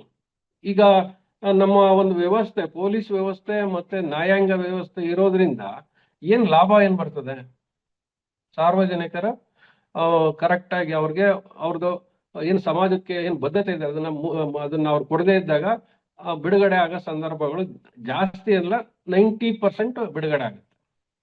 ಹಾಗಾದ್ರೆ ನಮ್ಮ ವ್ಯವಸ್ಥೆನ ಅದು ವಿಫಲಗೊಳಿಸುತ್ತೆ. ಅಂದ್ರೆ ಆ ಒಂದು ನಾವು ಅವ್ರು ಇಂಡೈರೆಕ್ಟ್ ಆಗಿ ಒಂದು ಕೆಟ್ಟ ಕೃತ್ಯಗಳಿಗೆ ಅಪಕೃತ್ಯಗಳಿಗೆ ಸಹಕಾರ ಮಾಡ್ತಾ ಇದ್ದಾರೆ ಅನ್ಸುತ್ತೆ. ನಾನು ಈ ಒಂದು ಕ್ರೈಮ್ ರೆಕಾರ್ಡ್ ಕರ್ನಾಟಕ ಸ್ಟೇಟ್ ಇದು ತಗೊಂಡೆ. ನಾನು ಇದರಲ್ಲಿ 2023 ನಾವು ನೋಡಕ್ ಹೋದಾಗ ಈ ಕನ್ವಿಕ್ಷನ್ ರೇಟ್ ಎಷ್ಟಿದೆ ಅಂತ ಅಂದಾಗ ಕನ್ವಿಕ್ಷನ್ ರೇಟು ಮರ್ಡರ್ಲಿ 8.3% ಇದೆ. ಇನ್ನು 92.3% ಅರೌಂಡ್ ಅಷ್ಟು ಹೆಂಗಾಯ್ತು, ಅದು ಹೆಂಗ್ ಬಿಡುಗಡೆ ಆಗ್ತಾರೆ? ಅದರಲ್ಲಿ ವಕೀಲರು ಹೇಳಿರ್ತಾರೆ, ಸಾರಿ ಇವರು ಹೇಳಿರ್ತಾರೆ, ಇನ್ವೆಸ್ಟಿಗೇಷನ್ ಆಫೀಸರ್ ಸಾಕ್ಷಿ ಹೇಳಿರ್ತಾರೆ, ಪೊಲೀಸ್ ಅವ್ರು ಹೇಳಿರ್ತಾರೆ, ಇವರು ಫೋರೆನ್ಸಿಕ್ ಸೈನ್ಸ್ ಅವರು ಪೋಸ್ಟ್ ಮಾರ್ಟಮ್ ಮಾಡಿರೋರು ಹೇಳಿರ್ತಾರೆ, ಪ್ರತಿಯೊಬ್ರು ಹೇಳಿರ್ತಾರೆ. ಮತ್ತೆ 8.13% ಹೆಂಗ್ ಬರುತ್ತೆ? ಅದನ್ನ ಸಾಕ್ಷಿಗಳು ಇದನ್ನ ಇನ್ಸಿಡೆಂಟ್ ನೋಡಿರೋರು ಯಾರು ಇರ್ತಾರೆ? ನಾರ್ಮಲಿ ಸಾರ್ವಜನಿಕರು ಇರ್ತಾರೆ. ಅವ್ರದ್ದು ಪಾರ್ಟಿಸಿಪೇಷನ್ ಇರೋದಿಲ್ಲ, ಅಥವಾ ಕಾಂಟ್ರಾಡಿಕ್ಟರಿ ಏನೋ ಕೊಡ್ತಾರೆ, ಅಥವಾ ಹಾಸ್ಟೈಲ್ ಆಗ್ಬಿಡ್ತಾರೆ. ಇದು ಏನಾಗುತ್ತೆ, ಒಂದು ಅಪರಾಧ ಬೆಳೆಯೋದಕ್ಕೆ ಸಪೋರ್ಟ್ ಮಾಡ್ದಂಗೆ ಆಗ್ತದೆ. ನಾನು ಸುಮ್ಮನೆ ಒಂದು 5-6 ಹೇಳ್ತೀನಿ ನಿಮಗೆ, ಕನ್ವಿಕ್ಷನ್ ಪರ್ಸೆಂಟೇಜ್ ಎಷ್ಟು ಅಂತ ಹೇಳಿ. ನಿಮಗೆ ಕಾಸಿಂಗ್ ಡೆತ್ ಬೈ ನೆಗ್ಲಿಜೆನ್ಸ್ 2.9% ಇದೆ. ಅಟೆಂಪ್ಟ್ ಟು ಕಮಿಟ್ ಮರ್ಡರ್ 307 ಅಲ್ಲಿ 3.8% ಇದೆ. ಈಗ ಹರ್ಟ್ ಕೇಸಸ್ ಅಲ್ಲಿ 324, 26 ಅಲ್ಲಿ 4.4 ಇದೆ. ಆಮೇಲೆ ಗ್ರೀವಿಯಸ್ ಹರ್ಟ್ ಬಂದು 6.3. ಆಮೇಲೆ ಅಸಲ್ಟ್ ಬೈ 354 ಅಷ್ಟು ದೊಡ್ಡ ಕೇಸು, ಕನ್ವಿಕ್ಷನ್ ರೇಟ್ ಎಷ್ಟಿದೆ? 1.4%. 1.4% 354 A, B, C, D ಅಲ್ಲೆಲ್ಲ ವುಮೆನ್ ಇದನ್ನ ಮಾಡಿರೋದು, ಮಾಡಸ್ಟಿನ ಇದು ಮಾಡಿರೋಂಥದ್ದು 1.4%. ಇದರಲ್ಲಿ ಯಾರ್ದು ತಪ್ಪು ಅನ್ಸುತ್ತೆ? ಅದಕ್ಕೆ ಜನರು ಅವೇರ್ನೆಸ್ ತಗೊಂಡಿಲ್ಲ ಅಂದ್ರೆ ಇವೆಲ್ಲನೂ ಈಗಿನ ಇಷ್ಟು ಜನ 90% ಹೊರಗಡೆ ಹೋದ್ರೆ ಹಾಕ್ಬಿಟ್ಟು ಆದಾಗ ಸಮಾಜದ ಇದನ್ನ ಕಾಪಾಡಕ್ ಆಗಲ್ಲ. ಅದು ಅಂದ್ರೆ ಇದು ಏನು ಆಗಲ್ಲ ಬಿಡು ಅನ್ನೋ ಒಂದು ಭಾವನೆನ ಬಿತ್ತೋದಕ್ಕೆ ಸಹಾಯ ಮಾಡ್ದಂಗೆ ಆಗುತ್ತೆ. ಅದಕ್ಕೋಸ್ಕರ ಈ ವಕೀಲರದು ಕೆಲಸ ಏನು ಹಂಗಾರೆ? ಇದೆಲ್ಲ ಕೇಸ್ ಬಿಡಿಸಿರೋದು ವಕೀಲರೇ ಇರ್ತಾರೆ. ವಕೀಲರ ಕೆಲಸ ಏನು ಹಂಗಾರೆ? ವಕೀಲರು ಬಹಳ ಎಫಿಷಿಯಂಟ್ ಅಂತ ನಾವು ಅನ್ಕೊಳ್ಬೇಕಾಗ್ತದ? ಅಥವಾ ಅಲ್ಲಿ ಅವರು ವ್ಯವಸ್ಥೆ ತಪ್ಪು ಮಾಡಿದಾರೆ ಅದನ್ನ ಯೂಸ್ ಮಾಡ್ಕೊಂಡ್ರು ಅಂತ ಹೇಳ್ಬೇಕಾಗ್ತದ? ಇಲ್ಲ, ಜಾಸ್ತಿ ಆಗೋದು ಹಾಸ್ಟೈಲ್. ಎಲ್ಲ ವಿಟ್ನೆಸ್, ಇಂಡಿಪೆಂಡೆಂಟ್ ವಿಟ್ನೆಸ್ ಹಾಸ್ಟೈಲ್ ಆಗ್ತಾ ಇರ್ತಾರೆ. ಅವರು ಸರಿಯಾಗಿ ಅದನ್ನ ಗೊತ್ತಿದ್ದು ಕೂಡ ಮಾಹಿತಿನ ಕೊಡೋದಿಲ್ಲ. ಹಂಗಾಗ್ಬಿಟ್ಟು ಸಾರ್ವಜನಿಕರು ತಮ್ಮ ಜವಾಬ್ದಾರಿನ ಒಂದು ವ್ಯವಸ್ಥೆನ ಸರಿಪಡಿಸಕ್ಕೆ ಅವರು ಮಾಡಬೇಕು ಅಂತ ಹೇಳಿ ನನ್ನ ಭಾವನೆ. ಇದಾದ್ಮೇಲೆ ನಾವು ಈಗ ಪೊಲೀಸ್ ಮತ್ತೆ ಕೋರ್ಟ್ ರಿಲೇಶನ್ಶಿಪ್ ಏನಂತಂದ್ರೆ, ನಾವು ಪೊಲೀಸ್ ಅವ್ರಿಗೆ 154 ಅಲ್ಲಿ ನಾವು ಡೈರೆಕ್ಟ್ ಇದನ್ನ FIR ಮಾಡ್ಕೊಂತೀವಿ. ಸಪೋಸ್ ನಾನ್ ಕಾಗ್ನಿಸಬಲ್ ಬಂದಾಗ ಅದು 155 ಅಲ್ಲಿ ಪರ್ಮಿಷನ್ ಆಗ್ಬೇಕು. ಆಮೇಲೆ ಅದನ್ನ ಇನ್ವೆಸ್ಟಿಗೇಷನ್ಗೆ ನ್ಯಾಯಾಲಯ ಆದೇಶ ಹೊರಡಿಸಿದ್ರೆ ಅದನ್ನ ಅವರು ಮಾಡ್ಕೊಳ್ತಾರೆ. ಮಾಮೂಲಿ ಯಥಾ ಪ್ರಕಾರ ಏನು ಕಾಗ್ನಿಸಬಲ್ ಅಫೆನ್ಸ್ ಇರುತ್ತೆ ಅದೇ ತರನೇ ತನಿಖೆನ ಮಾಡ್ತಾರೆ. ಈಗ ನನ್ನ ಪ್ರಶ್ನೆ ಏನು ಅಂದ್ರೆ, ನಾನು ವ್ಯವಸ್ಥೆಯಲ್ಲಿ ವರ್ಕ್ ಮಾಡ್ತಾ ಇದ್ದಾಗ ನನಗೆ ಒಂದು ಗಮನಕ್ಕೆ ಬರುತ್ತೆ, ಎಷ್ಟೋ ಕೇಸ್ಗಳಲ್ಲಿ ಏನ್ ಮಾಡ್ತಾರೆ, ಒಂದು ಸಿವಿಲ್ ಡಿಸ್ಪ್ಯೂಟ್ನ 307ಗೆ FIR ಬರಂಗೆ ಕಂಪ್ಲೇಂಟ್ ಬರೀತಾರೆ. 307ಗೆ ಬರಂಗೆ ಬರೀತಾರೆ ಅಂದ್ರೆ ಅದರಿಂದ ಬಹಳ ಒಂದು ನಾಲೆಡ್ಜ್ ಇರೋಂಥವ್ರೆ ಅದನ್ನ ಡ್ರಾಫ್ಟ್ ಮಾಡಿಸಿರ್ತಾರೆ. ನಾನು ಒಂದ್ 2-3 ಕೇಸ್ಗಳಲ್ಲಿ ನನಗೆ ಮನಸ್ಸಿಗೆ ಒಂಥರ ಇಲ್ಲದೆ ಇದ್ರು ಕೂಡ ಅದನ್ನ ಮಾಡ್ಲೇಬೇಕಾದ್ ಬಂತು. ಅದು ಅನಿವಾರ್ಯತೆ ಇದೆ. ಇದು ನಾವು ಒಂದು ಲ್ಯಾಕುನಾ ಅದರಲ್ಲಿ ಪೊಲೀಸ್ ಇದ್ರ CRPC ಅಲ್ಲಿ ಅದೊಂದು ಇದಿದೆ, ಭಾಗ ಇದೆ ನೋಡಿ, ಅದು ತಪ್ಪು ಅಂತ ನನಗೆ ಅನಿಸ್ತು. ಈವನ್ ನಾನು ಎನ್ಫೋರ್ಸಬಲ್ ಆಫೀಸರ್ ಆದ್ರೂ ಕೂಡ ನನಗೆ ಅದು ತಪ್ಪು ಅನಿಸ್ತು. ಈಗ ಒಂದು ಸಿವಿಲ್ ಕೇಸಲ್ಲಿ ಏನಾಗ್ತಾರೆ, ಟ್ರಾಕ್ಟರಿಯಿಂದ ಬಂದು ಗುದ್ದೋದಕ್ಕೆ ಬಂದಿದ್ರು ಅಂತ ಹೇಳ್ತಾರೆ.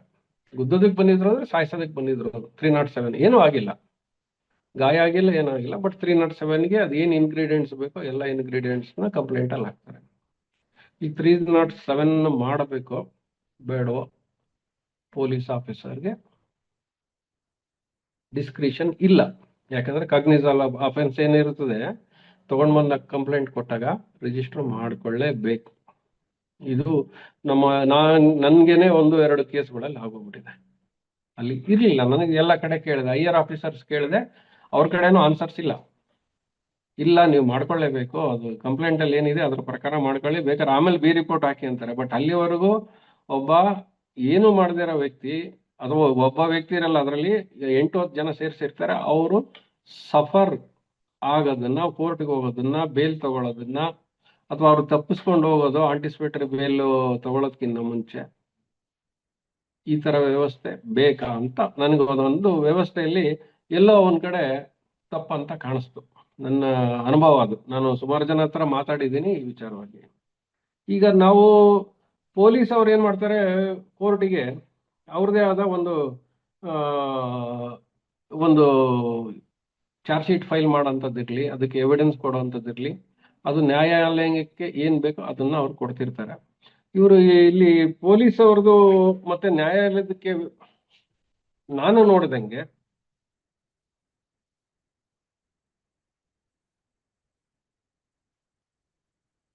ಎವಿಡೆನ್ಸ್ ಆಕ್ಟ್, ನೀವು ಪೊಲೀಸ್ ಅವರು ನಮ್ಗೆ CRPC ಎಲ್ಲ ಪ್ರಾವಿಷನ್ಸ್ ಪ್ರೊಸೀಜರ್ಸ್ ಕೊಡುತ್ತೆ. ಎವಿಡೆನ್ಸ್ ಆಕ್ಟ್ ಏನ್ ಮಾಡುತ್ತೆ, ನ್ಯಾಯಾಲಯಕ್ಕೆ ನ್ಯಾಯಾಲಯ ಎವಿಡೆನ್ಸ್ ಆಕ್ಟ್ ನಮ್ಗೆ ಏನಾಗುತ್ತೆ, ಒಂದು ರೂಪುರೇಷೆನ ಕಲ್ಪಿಸಿದೆ.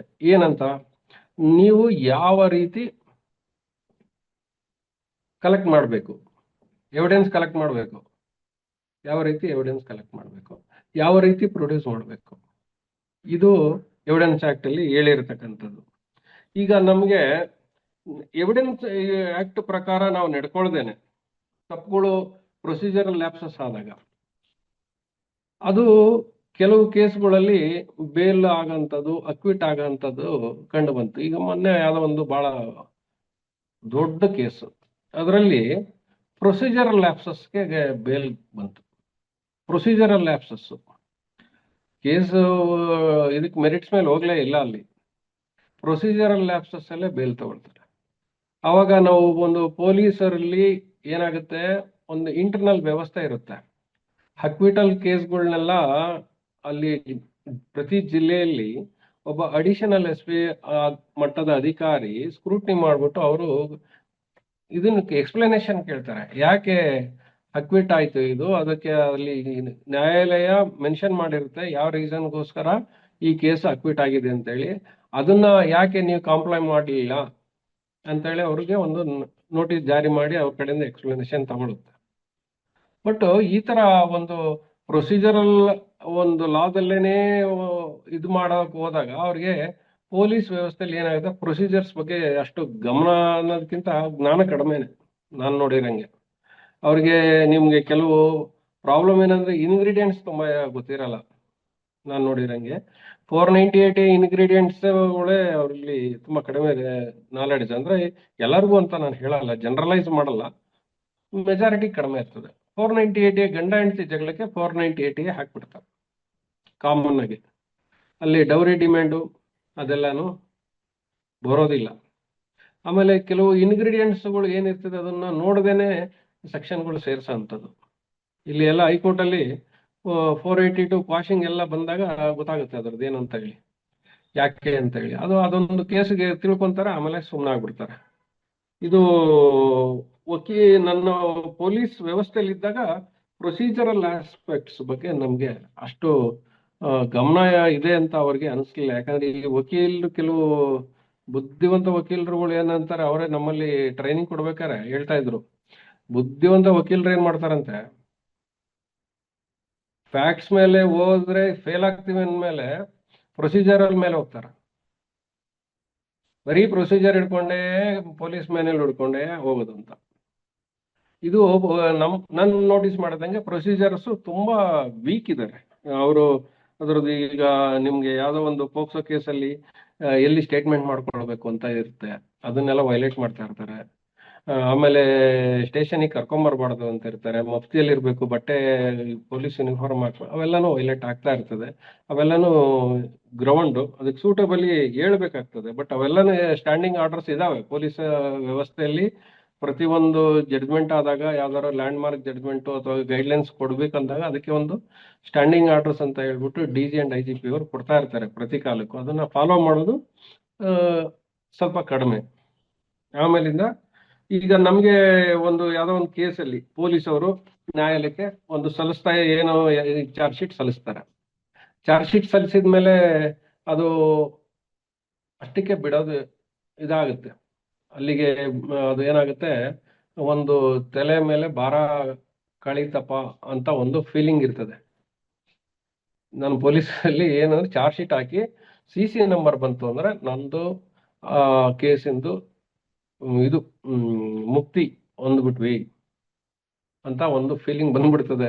ಎಷ್ಟಾಯ್ತು ಚಾರ್ಜ್ ಶೀಟು, ಇನ್ನೆಷ್ಟಿದೆ ಪೆಂಡಿಂಗು, ಇಷ್ಟು ಬಿಟ್ರೆ ಅವರು ಕ್ವಾಲಿಟಿಯ ಚಾರ್ಜ್ ಶೀಟ್ ಹಾಕಿದಿರಾ ಇದುವರೆಗೂ ಕೇಳಿಲ್ಲ ನಾನು ನೋಡಿರಂಗೆ. ಎಷ್ಟು CC ಬಂತು ಅಷ್ಟೇ ಇರ್ತದೆ, ಎಷ್ಟು CC ಬಂತು ನಮಗೆ, ಇನ್ನೆಷ್ಟು ಪೆಂಡಿಂಗ್ ಇದೆ, ಪೆಂಡಿಂಗು ಕ್ಲೋಸ್ ಆಗ್ಬೇಕಷ್ಟೇನೆ. ನೀವು ಯಾವ್ದಾರ ಕನ್ವಿಕ್ಷನ್ ಆಯ್ತೋ ಇದುವರೆಗೂ ನಾನು ಕೇಳಿರೋದು ಗೊತ್ತಿಲ್ಲ. ಈ ಕೇಸಲ್ಲಿ ಕನ್ವಿಕ್ಷನ್ ಆಗ್ಬೇಕಿತ್ತು ಆಯ್ತಾ ಇಲ್ವಾ, ಅಥವಾ ಎವಿಡೆನ್ಸ್ ಕರೆಕ್ಟಾಗಿ ಕೊಡ್ತಾ ಇದಾರಲ್ಲ ಅಂತ ಇದುವರೆಗೂ ಒಬ್ಬ ಆಫೀಸರು ಎನ್ಕ್ವೈರಿ ಮಾಡಿದ್ ಗೊತ್ತಿಲ್ಲ. ಓನ್ಲಿ ಕೇಳ್ತಾರೆ CC ಬಂತಾ, ಎಸ್ ಮುಗೀತು. ಈ ತರದ್ದು ಒಂದು ವ್ಯವಸ್ಥೆ ನಮ್ಮಲ್ಲಿ ಪೊಲೀಸ್ ಒಳಗಡೆ ವ್ಯವಸ್ಥೆ ಇರುತ್ತೆ. ಹಂಗಾಗ್ಬಿಟ್ಟು ಅದೇನಾಗುತ್ತೆ, ಈ ಒಂದು ಇಷ್ಟೇ ದಿವಸದಲ್ಲಿ ಚಾರ್ಜ್ ಶೀಟ್ ಮಾಡಲೇಬೇಕು ಅಂತ ಕಂಪಲ್ಷನ್ ಬರೋದ್ರಿಂದ ಕ್ವಾಲಿಟಿ ಹೋಗ್ಬಿಡುತ್ತೆ. ಅಲ್ಲಿ ಏನು ಇರಲ್ಲ. ಅವ್ರಿಗೇನು ಒಬ್ಬ ಹೆಚ್ಚು ಕಡಿಮೆ ಇನ್ವೆಸ್ಟಿಗೇಷನ್ ಅಸಿಸ್ಟೆಂಟ್ ಅಂತ ಇರ್ತಾರೆ, ಅವರು PC ಕೇಡರ್ ಆಫೀಸ್ ಇವ್ರು ಇರ್ತಾರೆ ಸಿಬ್ಬಂದಿ, ಎಲ್ಲ ನಾರ್ಮಲಿ ಅವರೇ ಮಾಡ್ತಿರ್ತಾರೆ. ಯಾರ ಅಥವಾ ತೀರಾ ಇಂಟ್ರೆಸ್ಟ್ ಇದ್ದಾಗ ಆಫೀಸರ್ ಇನ್ವಾಲ್ವ್ ಆಗ್ತಾರೆ. ಇಲ್ಲ ಅಂತಂದ್ರೆ ಅವರೇ ಮಾಡಿದ್ದಕ್ಕೆ ಇವರು ಸೈನ್ ಮಾಡೋದೇ ಮ್ಯಾಕ್ಸಿಮಮ್ ನಾನು ಅಬ್ಸರ್ವ್ ಮಾಡಿದೆ.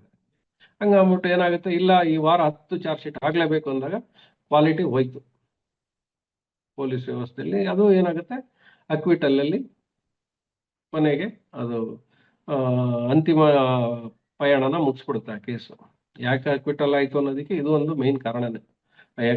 ತುಂಬಾ ಪ್ರೆಷರ್ ಇರುತ್ತೆ ಅಲ್ಲಿ, ಜಾಸ್ತಿ ಲೋಡ್ ಆಗ್ಬಾರ್ದು ಕೇಸ್ಗಳು, ಅಂದ್ರೆ ಪೆಂಡಿಂಗ್ ಕೇಸಸ್ ಜಾಸ್ತಿ ಆಗ್ಬಾರ್ದು, ಎಲ್ಲಾನು ಚಾರ್ಜ್ ಶೀಟ್ ಹಾಕ್ಲೇಬೇಕು. ಅದು ಒಂದು ಇದು. ಆಮೇಲಿಂದ ಈ ಒಂದು ಇಂಡಿಪೆಂಡೆಂಟ್ ವಿಟ್ನೆಸ್ ಎಷ್ಟು ಮುಖ್ಯ ಅಂತ ಹೇಳ್ಬಿಟ್ಟು ಒಂದು ಪೊಲೀಸ್ ಇನ್ವೆಸ್ಟಿಗೇಷನ್ ಅಲ್ಲಿ ಸುಮಾರು ಜಡ್ಜ್ಮೆಂಟ್ಸ್ ಗಳಲ್ಲೂ ಹೇಳಿದ್ದಾರೆ. ಸುಪ್ರೀಂ ಕೋರ್ಟ್ ಜಡ್ಜ್ಮೆಂಟ್ಸ್ ಅಲ್ಲಿ ಇದ್ದಾರೆ. State of Bihar versus JSA ಸಾಲ್ಡಾನಾ ಅಂತ 1980 ಜಡ್ಜ್ಮೆಂಟ್ ಅಲ್ಲಿ, courts have limited interference in police investigation but can direct the investigation in cases of lapses ಅಂತ ಹೇಳಿ, ಲ್ಯಾಪ್ಸಸ್ ಇದ್ದಾಗ ಇದು ಮಾಡ್ಬೋದು ಅಂತ ಹೇಳಿ. ಬಟ್ ಇದರಲ್ಲಿ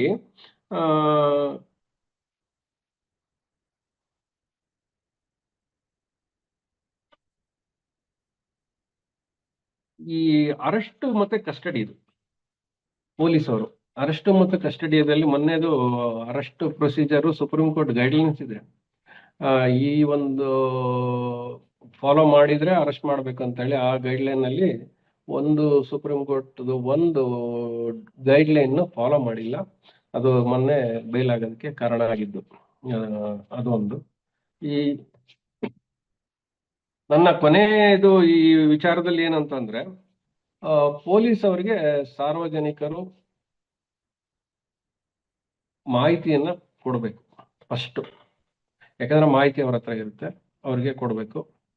ಆಮೇಲೆ ನ್ಯಾಯಾಲಯಕ್ಕೆ ಕರೆದಾಗ ನ್ಯಾಯಾಲಯದ ಮುಂದೆ ಬಂದು ಅವ್ರು ಏನ್ ತಿಳಿದಿರುತ್ತೋ ಸಾಕ್ಷಿಗಳಿಗೆ ಆ ಸಾಕ್ಷಿಯಾಗಿ ಆ ಒಂದು ಎವಿಡೆನ್ಸ್ ಅನ್ನ ಕೊಡಬೇಕು ನ್ಯಾಯಾಲಯ.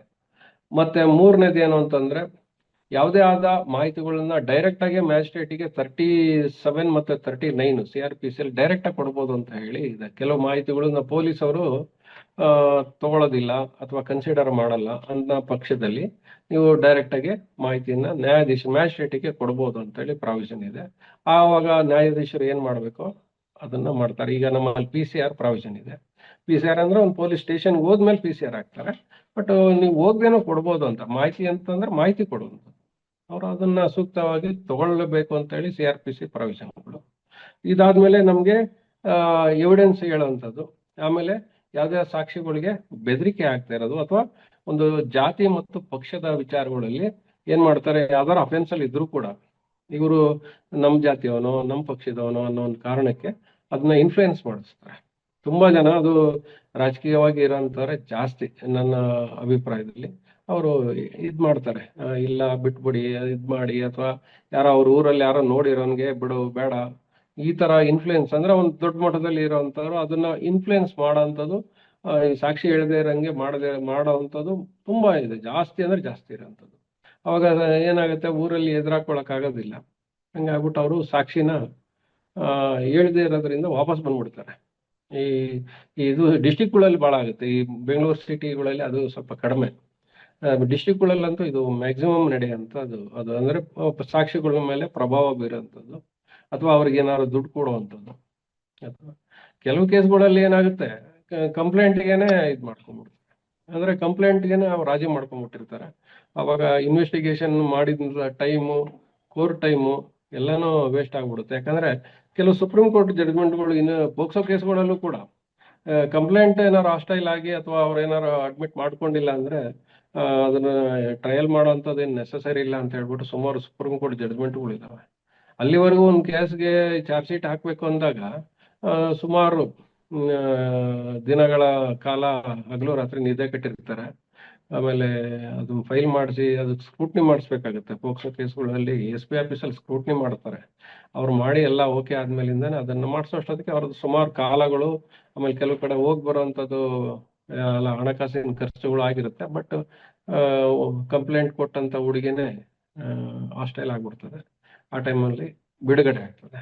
ಆವಾಗ ಇವೆಲ್ಲ ಒಂದು ವ್ಯವಸ್ಥೆಗಳಿಗೆ ಇದಾಗ ಅಂದ್ರೆ ಅವ್ರ ಸಪೋರ್ಟ್ ಇಲ್ಲ ಅಂತ ಅನ್ಸುತ್ತೆ. ಅದ್ರಲ್ಲಿ ಕನ್ವಿಕ್ಷನ್ ಮಾಡಿಸೋ ಒಂದು ಮೈಂಡ್ ಇಲ್ಲ, ಅಥವಾ ಬೇರೆ ಕಡೆಯಿಂದ ಇನ್ಫ್ಲುಯೆನ್ಸ್ ಆಗಿದ್ದಾರೆ ಅಂತ ಹೇಳಿ ನಮಗೆ ಗೊತ್ತಾಗ್ತಾ ಹೋಗುತ್ತೆ. ಇದು ಇಷ್ಟು ವಿಚಾರಗಳು ನನ್ನ ಅನುಭವದಲ್ಲಿ ಬಂದಿದ್ದು. ಬಟ್ ಪೊಲೀಸ್ ಅಂದ್ರೆ ಬಹಳ ಈಸಿ ಕೆಲಸ ಅಲ್ಲ. ಯಾಕಂದ್ರೆ ನಾನು ಕೆಲಸ ಮಾಡಿದ್ದು ಶೃಂಗೇರಿ ಅಂತ ಕಡೆ ಮಲೆನಾಡು ಏರಿಯಾಗಳಲ್ಲಿ. ಏನಾಗುತ್ತೆ, ಪ್ರತಿದಿನ ಮಳೆಗಾಲದಲ್ಲಿ ಜೂನ್ ಜುಲೈ ಆಗಸ್ಟ್ ಸೆಪ್ಟೆಂಬರ್ 4 ತಿಂಗಳು ನಿಮಗೆ ಸತತವಾಗಿ ಮಳೆ ಬರ್ತಾ ಇರುತ್ತೆ. ಪ್ರತಿ ರಾತ್ರಿ ಪ್ರತಿ ಬೆಳಗು ಲೈಟ್ ಕಂಬಗಳು, ಮರಗಳು, ಗುಡ್ಡ ಕುಸಿತಗಳು ಪ್ರಕರಣಗಳು ಜಾಸ್ತಿ ನಡೀತಾ ಇರತ್ತಂತ ಏರಿಯಾಗಳಲ್ಲಿ. ಯಾರು ಕೂಡ ಅವಾಗ ನಿದ್ದೆ ಮಾಡ್ತಾರೆ ಇಲ್ಲ, ನೈಟ್ ಪ್ರವಾಹಗಳು ಬರ್ತಿದೆ, ಕೊಚ್ಕೊಂಡು ಹೋಗ್ತಾ ಇರ್ತಾರೆ. ಹಂಗಾಗ್ಬಿಟ್ಟು ಈಸಿ ಡ್ಯೂಟಿ ಏನು ಇರೋದಿಲ್ಲ ಅಲ್ಲಿ. ತುಂಬಾ ಕಷ್ಟಪಟ್ಟೆ ಮಾಡ್ಬೇಕಾಗ್ತದೆ, ಹಗಲು ರಾತ್ರಿ ಅಂದೇ ಮಾಡ್ತಾರೆ. ಇದು ನಮ್ಮ ಪೊಲೀಸ್ ಅಲ್ಲಿ ಏನಾಗುತ್ತೆ, ಕೆಲವರು ಇಲ್ಲ ಭ್ರಷ್ಟಾಚಾರ ತಾಂಡವ ಆಡುತ್ತೆ ಅಂತ ಹೇಳ್ತಾರೆ. ಬಟ್ ಅಲ್ಲಿ ಒಳಗಡೆ ವ್ಯವಸ್ಥೆಯಲ್ಲಿ ಈ ತರನು ಅವ್ರಿಗೆ ರಿಸ್ಕ್, ಅಂದ್ರೆ ಡ್ಯೂಟಿ ರಿಸ್ಕ್ ಅಲ್ಲ, ಸ್ಟ್ರೆಸ್ ಇರ್ತದೆ ತುಂಬಾ. ಅದನ್ನೆಲ್ಲ ಮಾಡ್ಕೊಂಡು ಇದ್ ಮಾಡ್ತಾರೆ. ಸರ್, ನಮ್ಮ ಪುರುಷೋತ್ತಮ್ ಸರ್ ಸರ್ ಕೇಳಿಸಿದೆ, ಹೇಳಿ ಸರ್. ಏನಾದ್ರು ಇದ್ರೆ ಹೇಳಿ ಸರ್. ಈಗ ಪ್ರಶ್ನೆಗಳೇನಾದ್ರು ಇದೆಯಾ ನೋಡಿ. ನಮ್ ಜೊತೆಗೆ ಪೊಲೀಸ್ ಇಲಾಖೆಯಲ್ಲೂ ಸಹ ಕೆಲಸ ಮಾಡಿರೋಂತ ಸರ್ ಮಾಂತೇಶ್ ಸರ್ ಇದ್ದಾರೆ.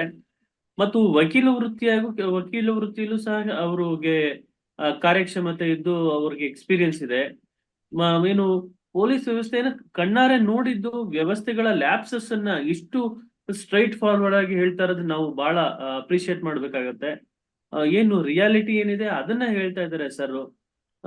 ಸೊ ಈ ನಿಟ್ಟಿನಲ್ಲಿ ಯಾರಿಗಾದ್ರೂ ಏನಾದ್ರು ಪ್ರಶ್ನೆ ಇದ್ರೆ ದಯವಿಟ್ಟು ಹೇಳಿ ಸರ್. ತಾವು ಹೇಳ್ತಾ ಇದ್ರಿ ಸಿವಿಲ್ ಕೇಸನ್ನ ಕ್ರಿಮಿನಲ್ ಕಲರ್ ಕೊಡುವಂತದ್ದು, ಸಿವಿಲ್ ಏನ್ ನೇಚರ್ ಇರೋಂತ ಕೇಸ್ ಕ್ರಿಮಿನಲ್ ಕಲರ್ ನ ಕೊಟ್ಟಿ FIR ದಾಖಲಿಸುವಂತದ್ದು ಪ್ರಮಾಣ ಎಷ್ಟಿರುತ್ತೆ ಸರ್ ತಾವು ನೋಡಿದ್ಬಿಟ್ಟು? ಪ್ರಮಾಣ ಸರ್ ಕಡಿಮೆ ಇರ್ತದೆ.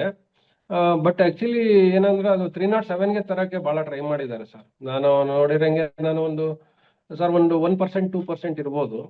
ಬಟ್ ಆದ್ರೆ ಅಂತ ಮೇಜರ್ ಅಫೆನ್ಸ್ಗೆ ಒಳಗಡೆ ಹಾಕೋದು ಬಹಳ ಇದನ್ಸುತ್ತೆ ಸರ್, ನೋವನ್ಸುತ್ತೆ ಕೆಲವು ಟೈಮ್. ಬಟ್ ನಾವು ಏನಾಗುತ್ತೆ, ಮೇಲ್ಗಡೆ ಆಫೀಸರ್ಗಳ ಹತ್ರನೂ ಎಲ್ಲ ಮಾಡಿದಾಗ ಅದು ಏನಿದೆಯೋ ಆಸ್ ಪರ್ ಕಂಪ್ಲೇಂಟ್ ಮಾಡ್ಬೇಕಾಗ್ತದೆ. ಅವಾಗ 307 ಅಲ್ಲಿ ಆಟೋಮೆಟಿಕ್ ಆಗಿ ಬಂದ್ಬಿಡುತ್ತೆ. 1% 2% ಇದೆ ಸರ್ ಆತರ. ಓಕೆ, ತಾವು ಹೇಳ್ತಾ ಇದ್ರಿ ಕನ್ವಿಕ್ಷನ್ಸ್ ರೇಟ್ ಬಹಳ ಕಡಿಮೆ ಇದೆ. ಕೆಲವು ಸಲ ಬುದ್ಧಿವಂತ ವಕೀಲರು ಪ್ರೊಸೀಜರ್ ಮೇಲೆ ಹೋಗುವಂತದ್ದು ಇರ್ತದೆ. ಫ್ಯಾಕ್ಟ್ಸ್ ಮೇಲೆ ಆಗ್ಲಿಲ್ಲ ಅಂತಂದ್ರೆ ಪ್ರೊಸೀಜರಲ್ ಲ್ಯಾಪ್ಸಸ್ ನ ನೋಡುವಂತದ್ದು. ಸೊ ಈ ನಿಟ್ಟಿನಲ್ಲಿ ಪ್ರೊಸೀಜರ್ಸ್ ಗಳನ್ನ ನಾವು ಏನು ಫಾಲೋ ಮಾಡೋದಿಲ್ವಾ, ಅಥವಾ ಎಲ್ಲ ಒಂದ್ ಕಡೆ ಲೋಪ ಆಗ್ಬಿಡುತ್ತಾ ಅಂತ? ಇಲ್ಲ ಸರ್, ಪ್ರೊಸೀಜರ್ ಏನಂತಂದ್ರೆ ಪೊಲೀಸ್ ವ್ಯವಸ್ಥೆ ಈಗಿನ ಸದ್ಯದ ವ್ಯವಸ್ಥೆಯಲ್ಲಿ ಏನಾಗುತ್ತೆ, ಅವರಿಗೆ ಓದೋಷ್ಟಂತೂ ಪೇಷನ್ಸ್ ಇಲ್ಲ ಫಸ್ಟ್ ಪಾಯಿಂಟ್. ಯಾಕಂದ್ರೆ ವರ್ಕ್ ಲೋಡ್ ಜಾಸ್ತಿ ಇರುತ್ತೆ ಸರ್. ಆಮೇಲೆ ಪ್ರತಿಯೊಂದು ಪ್ರೊಸೀಜರ್ನ ಅವರು ಆಸ್ ಪರ್ ಏನ್ ನಾವು CRPC ಅಲ್ಲಿ ಇರುತ್ತೋ ಅಥವಾ ಈ ಬೇರೆ ಒಂದು ಸ್ಪೆಷಲ್ ಆಕ್ಟ್ ಅಲ್ಲಿ ಇರ್ತದೋ ಅಥವಾ ಪೋಕ್ಸೋದಲ್ಲಿ ಅದನ್ನ ಅವರು ತೀರಾ ಗಮನ ಇಟ್ಟು ಕೊಡೋದಿಲ್ಲ. ಅದನ್ನ ಕೆಳ ಹಂತದ ಅಧಿಕಾರಿಗಳೇನೆ ಮಾಡ್ತಾ ಇರ್ತಾರೆ. ಅಯ್ಯೋ ಒಬ್ರಾಗಿದ್ರು ಕೂಡ ಕೆಳ ಹಂತದ ಅಧಿಕಾರಿಗಳೇ ಮಾಡ್ತಿರ್ತಾರೆ. ಅವ್ರಿಗೆ ಅಷ್ಟು ಗಮನ ಇದಿರಲ್ಲ ಸರ್, ಜ್ಞಾನ ಇರೋಲ್ಲ ಅದ್ರದ್ದು ಪ್ರೊಸೀಜರ್ ಬಗ್ಗೆ. ಅದು ಏನಾಗುತ್ತೆ, ಎಂಡೆಡ್ ಅಪ್ ಇನ್ನು ಇದು ಅಲ್ಲ ಅಕ್ಕಿತಲ್ಲ ನೋಡಿ ಸರ್, ಈಗ ತಾವು ಹೇಳ್ತಾ ಸರ್. ಇದ್ರಿ, ಬಟ್ ನೋಡಿ ಎಲ್ಲೋ ಒಂದ್ ಕಡೆ ನಾವು ಜನಸಾಮಾನ್ಯರು ಅಂತ ಆ ದೃಷ್ಟಿಲಿ ನೋಡಿದಾಗ ಹೌದು ಸರ್. ಎಲ್ಲೋ ಒಂದ್ ಕಡೆ ಫಾಲ್ಸ್ ಕೇಸ್ಗಳಾದಂತ ಸಂದರ್ಭದಲ್ಲಿ ಆ ಎಸ್ ಸರ್. ವ್ಯಕ್ತಿ ತುಂಬಾ ಸಫರ್ ಮಾಡ್ತಾನೆ. ಅಕ್ಯೂಸ್ಡ್ ಅವನು ಏನು ಇನ್ನೋಸೆಂಟ್ ಪರ್ಸನ್ ಇರುವಂತ ಅಕ್ಯೂಸ್ಡ್ ಏನಿರ್ತಾನೆ ಹೌದು ಸರ್. ತುಂಬಾ ಸಫರ್ ಪಡ್ತಾನೆ. ಆ ನಿಟ್ಟಿನಲ್ಲಿ ಪೊಲೀಸ್ ನೋಡಿ ಈ ತರ ಒಂದು ನನ್ನ ಮೇಲೆ ಒಂದು ಫಾಲ್ಸ್ ಕೇಸ್ ಮಾಡಿದ್ರು, ಒಂದು ಫಾಲ್ಸ್ ಚಾರ್ಜ್ ಶೀಟ್ ಬಿಲ್ಡ್ ಮಾಡಿದ್ರು, ಸ್ಟೇಟ್ಮೆಂಟ್ಸ್ ಗಳನ್ನ ನಾನು ಅಲ್ಲಿ ಅವರು ಸಾಕ್ಷಿಗಳ ಹತ್ರ ಹೇಳಿಕೆನೂ ಪಡಿದಲೆ ಇವರೇ ಜಸ್ಟ್ ಸ್ಟೇಷನ್ ಅಲ್ಲಿ ಕುತ್ಕೊಂಡು ಏನೋ ಒಂದು ರೆಡಿ ಮಾಡಿ ಚಾರ್ಜ್ ಶೀಟ್ ಅನ್ನ ಹಾಕಿದ್ರು. ಇಷ್ಟು ವರ್ಷ ನಾನು ಈ ಕೇಸ್ ವಿಚಾರವಾಗಿ ಕೋರ್ಟು ಓಡಾಡ್ದೆ, ಕೋರ್ಟು ಲಾಯರ್ ಆಫೀಸು ಎಲ್ಲ ಓಡಾಡದೆ, ದುಡ್ಡು ಕಳ್ಕೊಂಡೆ, ಸಮಯ ಕಳ್ಕೊಂಡೆ, ಎಷ್ಟೆಷ್ಟು ಒಂದು ಗೌರ್ಮೆಂಟ್ ನನಗೆ ಜಾಬ್ ಆಪರ್ಚುನಿಟೀಸ್ ಬರ್ತಾ ಇತ್ತು. ಆ ನಿಟ್ಟಲ್ಲಿ ಅದು ಸಹ ನನಗೆ ಇಲ್ದಂಗಾಯ್ತು ಅಂತ Yes, ಎಷ್ಟೋ sir. ಕಡೆ ಸಫರ್ ಮಾಡಿದಂತ ಸಂದರ್ಭದಲ್ಲಿ ಸರ್ಕಾರ ಇದಕ್ಕೆ ಏನಾದ್ರು ಏನಾದ್ರು ಪ್ರಾವಿಷನ್ಸ್ ಇದೆಯಾ? ಇಲ್ಲ ಸರ್, ಸರ್ಕಾರ ಇಲ್ಲ ಸರ್. ಆ ಒಂದು ಹಂತದ ಆಫೀಸರ್ ನೋಡಿ, ಇನ್ಸ್ಪೆಕ್ಟರ್. ಯಾಕೆಂದ್ರೆ ಪೊಲೀಸ್ ಅಧಿಕಾರಿ ಮೇಲೆ ಕೇಸ್ ಮಾಡ್ಲಿಕ್ಕೆ ಆಗಲ್ಲ. Yes sir. ಆಗತ್ತಾ ಪೊಲೀಸ್ ಅಧಿಕಾರಿ ಮೇಲೆ ಕೇಸ್ ಮಾಡ್ಲಿಕ್ಕೆ ಆಗಲ್ಲ. ಆಗತ್ತಾ? ಹೌದು ಹೌದು. ಆ ನಿಟ್ಟಲ್ಲಿ ತಮ್ಮ ವಿಶ್ಲೇಷಣೆ ಏನಿದೆ? ಅಲ್ಲ ನಿಜ ಸರ್. ಈಗ ಒಂದು ಸುಳ್ಳು ಕೇಸ್ ಹಾಕಿ ಈಗ ಒಂದು ಕರೆಕ್ಟ್ ಆಗಿ ಏನಾಗುತ್ತೆ, ನಾವು ಇದನ್ನ ಅಬ್ಸರ್ವ್ ಮಾಡಿದೀನಿ ಸರ್. ನಿಮ್ಮಲ್ಲಿ ಹಳ್ಳಿಗಳಲ್ಲಿ ಕಂಡು ಬರುತ್ತೆ ಈ ತರ ವಿಚಾರ. ಹೆಂಗೆ ಅಂದ್ರೆ ಅವನು ಯಾರೋ ಒಬ್ಬ ಹುಡುಗ ಓದ್ತಾ ಇದ್ದಾನೆ ಅಂದಾಗ ಅವನಿಗೆ ಒಂದು ಹೆಚ್ಚು ಕಡಿಮೆ ಡಿಗ್ರಿ ಸೆಕೆಂಡ್ ಇಯರ್ ಇರ್ಬೇಕಿಂದಾನೆ ಅವ್ರನ್ನ ಟಾರ್ಗೆಟ್ ಮಾಡ್ತಾರೆ. ಅವನ ಮೇಲೆ ಏನಾರು ಮಾಡಿ ಒಂದು FIR ಮಾಡ್ಬೇಕು ಅಂತ. ಇದು ನನಗೆ ಗೊತ್ತಿರೋ ವಿಚಾರನೇ ಸರ್. ಅಥವಾ ಅವ್ನ ಹೆಂಗಾರ ಮಾಡಿ ಅವನ್ನ ಒಂದು ಗಲಾಟೆಗೆ ಅವನ್ನ ಇನ್ವಾಲ್ವ್ ಮಾಡ್ಕೊಳ್ಳೋದಕ್ಕೆ ಟ್ರೈ ಮಾಡ್ತಾರೆ. ನಾನು ಒಂದು 4-5 ಕೇಸ್ ಈ ತರ ನೋಡಿದ್ದೀನಿ. ಅವ್ರ ಮೇಲೆ ಏನಾರ ಮಾಡಿ ಒಂದು FIR ಮಾಡಿ ಅದ್ರ ಏನಾಗುತ್ತೆ, ಅವ್ನು 21 ಅವ್ನಿಗೆ ಏನಾರು FIR ಆದ್ರೆ ಅವ್ನ ಜಾಬ್ ಆಪರ್ಚುನಿಟಿ ಕ್ರಿಯೇಟ್ ಆಗದೆ ಅವಾಗ. ಅಲ್ಲಿಂದ ಅವನಿಗೆ ಒಂದು 5-6 ವರ್ಷ ಅಲ್ಲಿಗೆ ಅಡ್ಡ ಹಾಕೊಂಡ್ಬಿಟ್ರೆ ಅಲ್ಲಿಗೆ ಸಾಕು ಅನ್ನೋ ಮಟ್ಟದ ಭಾವನೆಗಳು ಬಹಳ ಇದಾವೆ. ಬಟ್ ಇದಕ್ಕೆ ಕಾಂಪನ್ಸೇಷನ್ ವಿಚಾರವಾಗಿ ಏನೂ ಇಲ್ಲ ಸರ್. ಕೆಲವು ಕೇಸ್ಗಳಲ್ಲಿ ಏನಾಗುತ್ತೆ, ಅಕ್ವಿಟಲ್ ಆದ್ರೆ ಡಿಪಾರ್ಟ್ಮೆಂಟ್ಗಳೇನೆ ಜಾಬ್ ಕೊಡ್ಬೇಕಾದ್ರೆ ಕೊಡ್ತಾ ಇದ್ದಾರೆ. ಬಟ್ ಟಿಲ್ ದೆನ್ ಅವರು ಒಂದು ಈಗ ಸಪೋಸ್ 24 ಅಲ್ಲಿ ಅವ್ನಿಗೆ ಅಪಾಯಿಂಟ್ಮೆಂಟ್ ಆದ್ರೂ ಕೂಡ ಅದನ್ನ ಪೆಂಡಿಂಗ್ ಇಡಿಸ್ಬೇಕು. ಎಲ್ಲಿ KAT ಅಲ್ಲಿ ಪೆಂಡಿಂಗ್ ಇಡಿಸ್ಬೇಕು ಅವನ ಪೋಸ್ಟ್. ಅದನ್ನ ಬೇರೆಯವ್ರಿಗೆ ಕೊಟ್ಟರು ಕೂಡ ಮತ್ತೆ ಸಿಕ್ಕೋದಿಲ್ಲ. ಇದು ಈ ಪ್ರಾಬ್ಲಮ್ ಇರೋದು ಸರ್. ಅಥವಾ ಅಲ್ಲಿ ಅದನ್ನ ಪೆಂಡಿಂಗ್ ಇಟ್ರೆ ಅದು ಕೇಸ್ ಅಕ್ವಿಟ್ ಆದಾಗ ಮತ್ತೆ ಅಬ್ಸರ್ವ್ ಮಾಡಿರೋಂಥ ಕೇಸ್ಗಳು ನಾನು ನೋಡಿದ್ದೀನಿ ಅದೇ ಪೋಸ್ಟ್ಗೆ. ಬಟ್ ಆ ಪೋಸ್ಟ್ ಫಿಲ್ ಆದ್ರೆ ಸಿಕ್ಕೋದಿಲ್ಲ ಸರ್. ಅಲ್ಲಿವರೆಗೂ ಅವ್ರು ಸಫರ್ ಮಾಡೋದಕ್ಕೆ ನಮ್ಮಲ್ಲಿ ಏನು ಪರಿಹಾರಗಳಿಲ್ಲ ಸರ್. ಸೊ ಈ ನಿಟ್ಟಿನಲ್ಲಿ ಏನು ಕ್ರಿಮಿನಲ್ ಲಾ ಅಲ್ಲಿ ರಿಫಾರ್ಮೇಶನ್ ತರಬೇಕು ಅಂತ ತಾವ್ ಹೇಳ್ತೀರಿ? ಅನ್ಸುತ್ತೆ ಸರ್, ಅದು ಒಂದು ರಿಫಾರ್ಮೇಶನ್ ತರಬೇಕು ಸರ್. ಮತ್ತೆ ಈ FIR ಏನು ಗ್ಯಾಪ್ ಹೇಳಿದೆ ಸರ್, ಒಂದು ಕಂಪ್ಲೇಂಟ್ ಮತ್ತೆ FIR between registration FIR complaint ಮಧ್ಯೆ ಒಂದು ಸೂಕ್ತವಾದ ವ್ಯವಸ್ಥೆ ಬೇಕು ಅಂತ ನನಗೊಂದು ಅನಿಸ್ತಾ ಇದೆ ಸರ್. ಅದು ಅಲ್ಲ, ಈಗ ಏನಾಗುತ್ತೆ ಅಂದ್ರೆ FIR ಡಿಲೇ ಆದಂತ ಸಂದರ್ಭದಲ್ಲಿ ತಿರ್ಚುವಂತದ್ದು ಇರ್ತದೆ. ಸೊ ತಾವು ಒಂದ್ ಕಡೆ ನಾವು ಪಾಸಿಟಿವ್ ಆಗಿ ನೋಡಿದಾಗ ಅದರಲ್ಲಿ ಜಿನೈನಿಟಿ ನೋಡ್ಕೊಂಡು FIR ಮಾಡೋದು ಕರೆಕ್ಟ್ ಅಂತ ತಾವು ಹೇಳ್ತೀರಿ. ಸರ್, ಬಟ್ ಏನಾಗುತ್ತೆ ಅಂತಂದ್ರೆ ಅದನ್ನೇ ತಿರ್ಚುವಂತದ್ದು ಅಥವಾ ಬಿಲ್ಡ್ ಮಾಡಿ ಎಕ್ಸಾಜರೇಟ್ ಮಾಡಿ ವೈಟ್ ಮಾಡ್ತಾರೆ ಸರ್. ಈ ಕೆಲವು ಸೆಟಲ್ಮೆಂಟ್ ವೈಟ್ ಮಾಡ್ತಾರೆ. ಅದೇ ಸೆಟಲ್ಮೆಂಟ್ ವೇಟ್ ಮಾಡ್ಕೊಂಡು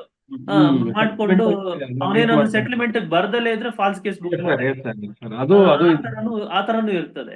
ಇದೆ ಸರ್. ಅದು ಯಾವುದು ಸರಿ, ಯಾವುದು ಒಂದು ಅಲ್ಲ ಕ್ರಮವನ್ನ ಸರ್, ನಾನ್ ಹೇಳೋದಂದ್ರೆ ಕಾನೂನಲ್ಲಿ ತಗೊಂಬಂದ್ರೆ ಸರೋಗುತ್ತೆ ಅಂತ. ಎಸ್ ಸರ್, ನಾನ್ ಹೇಳೋದೇನಂದ್ರೆ ಒಂದು ಕಂಪ್ಲೇಂಟ್ ಬಂದಾಗ ಬಿಫೋರ್ ದಟ್ ಇವರು ಏನಾಗುತ್ತೆ, ನಾನು ರಿಸೀವ್ ಮಾಡ್ತೀನಿ ಅನ್ಕೊಳ್ಳಿ ಸರ್, ಒಂದು SHO. ಬಿಫೋರ್ ದಟ್ ನಾನು ಇವ್ರದ್ದು ಒಂದು ರಿಪೋರ್ಟ್ ಆದ್ರೂ ತಗೊಳ್ಬೋದು. ನಾನು ಅಲ್ಲಿ ಸ್ಪಾಟ್ಗೆ ಹೋಗಿ ಬರೋದೇನು ಎಲ್ಲಾನು 30 ಕಿಲೋಮೀಟರ್ ರೇಂಜ್ ಒಳಗಡೆ ಇದಾವೆ ಸರ್. ಅಂದ್ರೆ ಸ್ಟೇಷನ್ ಟು ಸ್ಪಾಟ್ ಆ ರೇಂಜ್ ಲಿಮಿಟ್ಸ್ ಅಲ್ಲಿ ಇರ್ತದೆ. ಅಲ್ಲಿಗೆ ಹೋಗಿ ಬಂದೆ ನಾನು ಇದ್ರ ಬಗ್ಗೆ ಒಂದು ಇದು ಕೊಟ್ಟಿರತಕ್ಕಂತ ಏನ್ ದೂರ ಏನಿದೆ ಅದರಲ್ಲಿ ಸತ್ಯವಾಗಿದೆ ಅಂತ ಹೇಳಾರ ಒಂದು ಸ್ಟೇಟ್ಮೆಂಟ್ ಆದ್ರೂ ಬರ್ಸ್ಕೊಳ್ಬೇಕೇನೋ ಅನ್ಸುತ್ತೆ. ಅಂದ್ರೆ ಅಟ್ಲೀಸ್ಟ್ ವೆರಿಫೈ ಮಾಡಿದೆ ಅನ್ನೋದಕ್ಕೆ. ಅಲ್ಲ, ಇಲ್ಲಿ honesty place a very major role ಅಂತನಾ? ಹೌದು ಸರ್, ಹೌದು. ಅಲ್ಲಲ್ಲ, ನನಗೇನಾಗುತ್ತೆ 100ರಲ್ಲಿ ಒಂದು 10 ಕೇಸ್ ಆಗ್ಲಿ ಯಾರೋ ಟಾರ್ಗೆಟ್ ಮಾಡಿ ಸಫರ್ ಮಾಡಿಸ್ತಾರಲ್ಲ, ಅದು ಸ್ವಲ್ಪ ನಂಗೆ ಅನ್ಸುತ್ತೆ ಸರ್. ಅಲ್ಲ, ನಮ್ಮಲ್ಲಿ CRPC ಪ್ರಾವಿಷನ್ ಇಲ್ಲ. ಅದೇ ಈಗ ನಾವು FIR ಅನ್ನ ದಾಖಲೆ ಮಾಡಿ ತದನಂತರ B ರಿಪೋರ್ಟ್ ಹಾಕ್ಬೋದು ಅಂತ ಹೇಳಿದ್ರಿ ತಾವು. B ರಿಪೋರ್ಟ್ ಹಾಕ್ಲಿಲ್ಲ, ಹಂಗೆ ಚಾರ್ಜ್ ಶೀಟ್ ಉಳ್ಕೊಂತು. ಚಾರ್ಜ್ ಶೀಟ್ ಆಗ್ಬೋದು. ಎಲ್ಲ ಸೊ ಆ ಸಂದರ್ಭದಲ್ಲಿ ಅವ್ನು ಸಫರ್ ಮಾಡ್ಬಿಡ್ತಾನೆ. ಎಸ್ ಸರ್, ಅವ್ರಿಗೆ ಬೇಲು ಅದು ಇದು ಅಂದಾಗ ಆಮೇಲೆ ಸಮಾಜದಲ್ಲಿ ಏನಾಗುತ್ತೆ ಒಂಥರ ಆ, ಯಾರೋ ಪ್ರಭಾವಿ ಅಥವಾ ಇನ್ಫ್ಲುಯೆನ್ಸ್ ಇರೋನು ಯಾರೋ ಒಂದು ದುರ್ಬಲ ಒಂದು ಕುಟುಂಬನ ವ್ಯಕ್ತಿನ ತುಳಿದಾಗ ಬಹಳ ನೋವು ಅನ್ಸುತ್ತೆ ಸರ್ ಅವೆಲ್ಲ. ಹಾ. ನನ್ನ ಇದರಲ್ಲಿ ತುಂಬಾ ಏನಾಗುತ್ತೆ ಅದೆಲ್ಲ ಹಿಂದ್ಗಡೆ ಪ್ರಭಾವಿಗಳು ಇದ್ದೇ ಇದ್ರು ಅವೆಲ್ಲ ಕೇಸ್ಗಳಲ್ಲಿ. ಸರ್ ಒಂದು ಪ್ರಶ್ನೆ ಸರ್. ಸರ್, ಇನ್ನೊಂದು ಸರ್. ಒಂದು ಸರ್, ಈಗ ನಮ್ಮಲ್ಲಿ ಏನು ಮಾತಾಡ್ತಾರೆ ಅಂದ್ರೆ ನಮ್ಗೆ ಗೌರವ ಇದೆ ಸರ್, ಪೊಲೀಸ್ ಇಲಾಖೆಯಿಂದ ಬಹಳ ಗೌರವ ಇದೆ. ನಾನು ಸಾಕಷ್ಟು ಸರಿ ಹೇಳ್ತಿರ್ತೀನಿ ಏನಂತಂದ್ರೆ, police officers are the pre trial judges ಅಂತ ಹೇಳ್ತಾ ಇರ್ತೀನಿ. ಒಂದು ಕಂಪ್ಲೇಂಟ್ ಅನ್ನ ತಗೊಂಡ್ ಬಂದಿದ ತಕ್ಷಣ ಎಸ್ ಸರ್. ಅದು ಕಂಪ್ಲೇಂಟ್ ಜೆನೈನ್ ಕಂಪ್ಲೇಂಟಾ ಅಥವಾ ಫಾಲ್ಸ್ ಕಂಪ್ಲೇಂಟಾ ಅದ್ರೊಳಗೆ ಏನೋ ಉರುಳಿಲ್ವಾ ಅನ್ನೋದನ್ನ ಜಡ್ಜ್ ಮಾಡೋಂತವ್ರೆ ಅವರು. Yes sir. Police officers judge ಮಾಡ್ತಾರೆ, ಅವರು ಜಡ್ಜ್ ರೋಲ್ ಪ್ಲೇ ಮಾಡ್ತಾರೆ. Yes sir.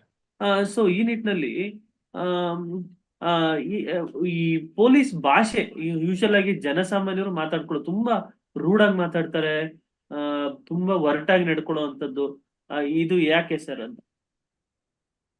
ಇದು ಸರ್ ಎಲ್ಲಾರು ಹಂಗೆ ಇಲ್ಲ ಸರ್. ಅಲ್ಲಿ ಪೊಲೀಸ್ ವ್ಯವಸ್ಥೆಯಲ್ಲಿ ಏನಾಗುತ್ತೆ ನಿಮ್ಗೆ ನನ್ನ ಭಾವನೆಯಲ್ಲಿ ಒಂದು 20% ಜಾಸ್ತಿ ಜನ ಕಣ್ಣಿಗೆ ಬೀಳ್ತಾರೆ ಸರ್. ಇನ್ನು 80% ಏನಿರ್ತಾರಲ್ಲ ನಾರ್ಮಲಿ ಆಗಿ ಇದ್ದಾರೆ ಸರ್. 80% ಯಾರು ಅಷ್ಟು ಇದಿಲ್ಲ. ಈ 20% ಏನಾಗಿದೆ ಅವು ಮಾಡೋ ಭಾಷೆ ಮತ್ತೆ ಅವ್ರ ಏನು ಇದಿದಾವಲ್ಲ ಅವು ಈ ಡಿಪಾರ್ಟ್ಮೆಂಟ್ಗೆ ಒಂದು ಕಳಂಕ ತರ್ತಾ ಇದೆ ಸರ್.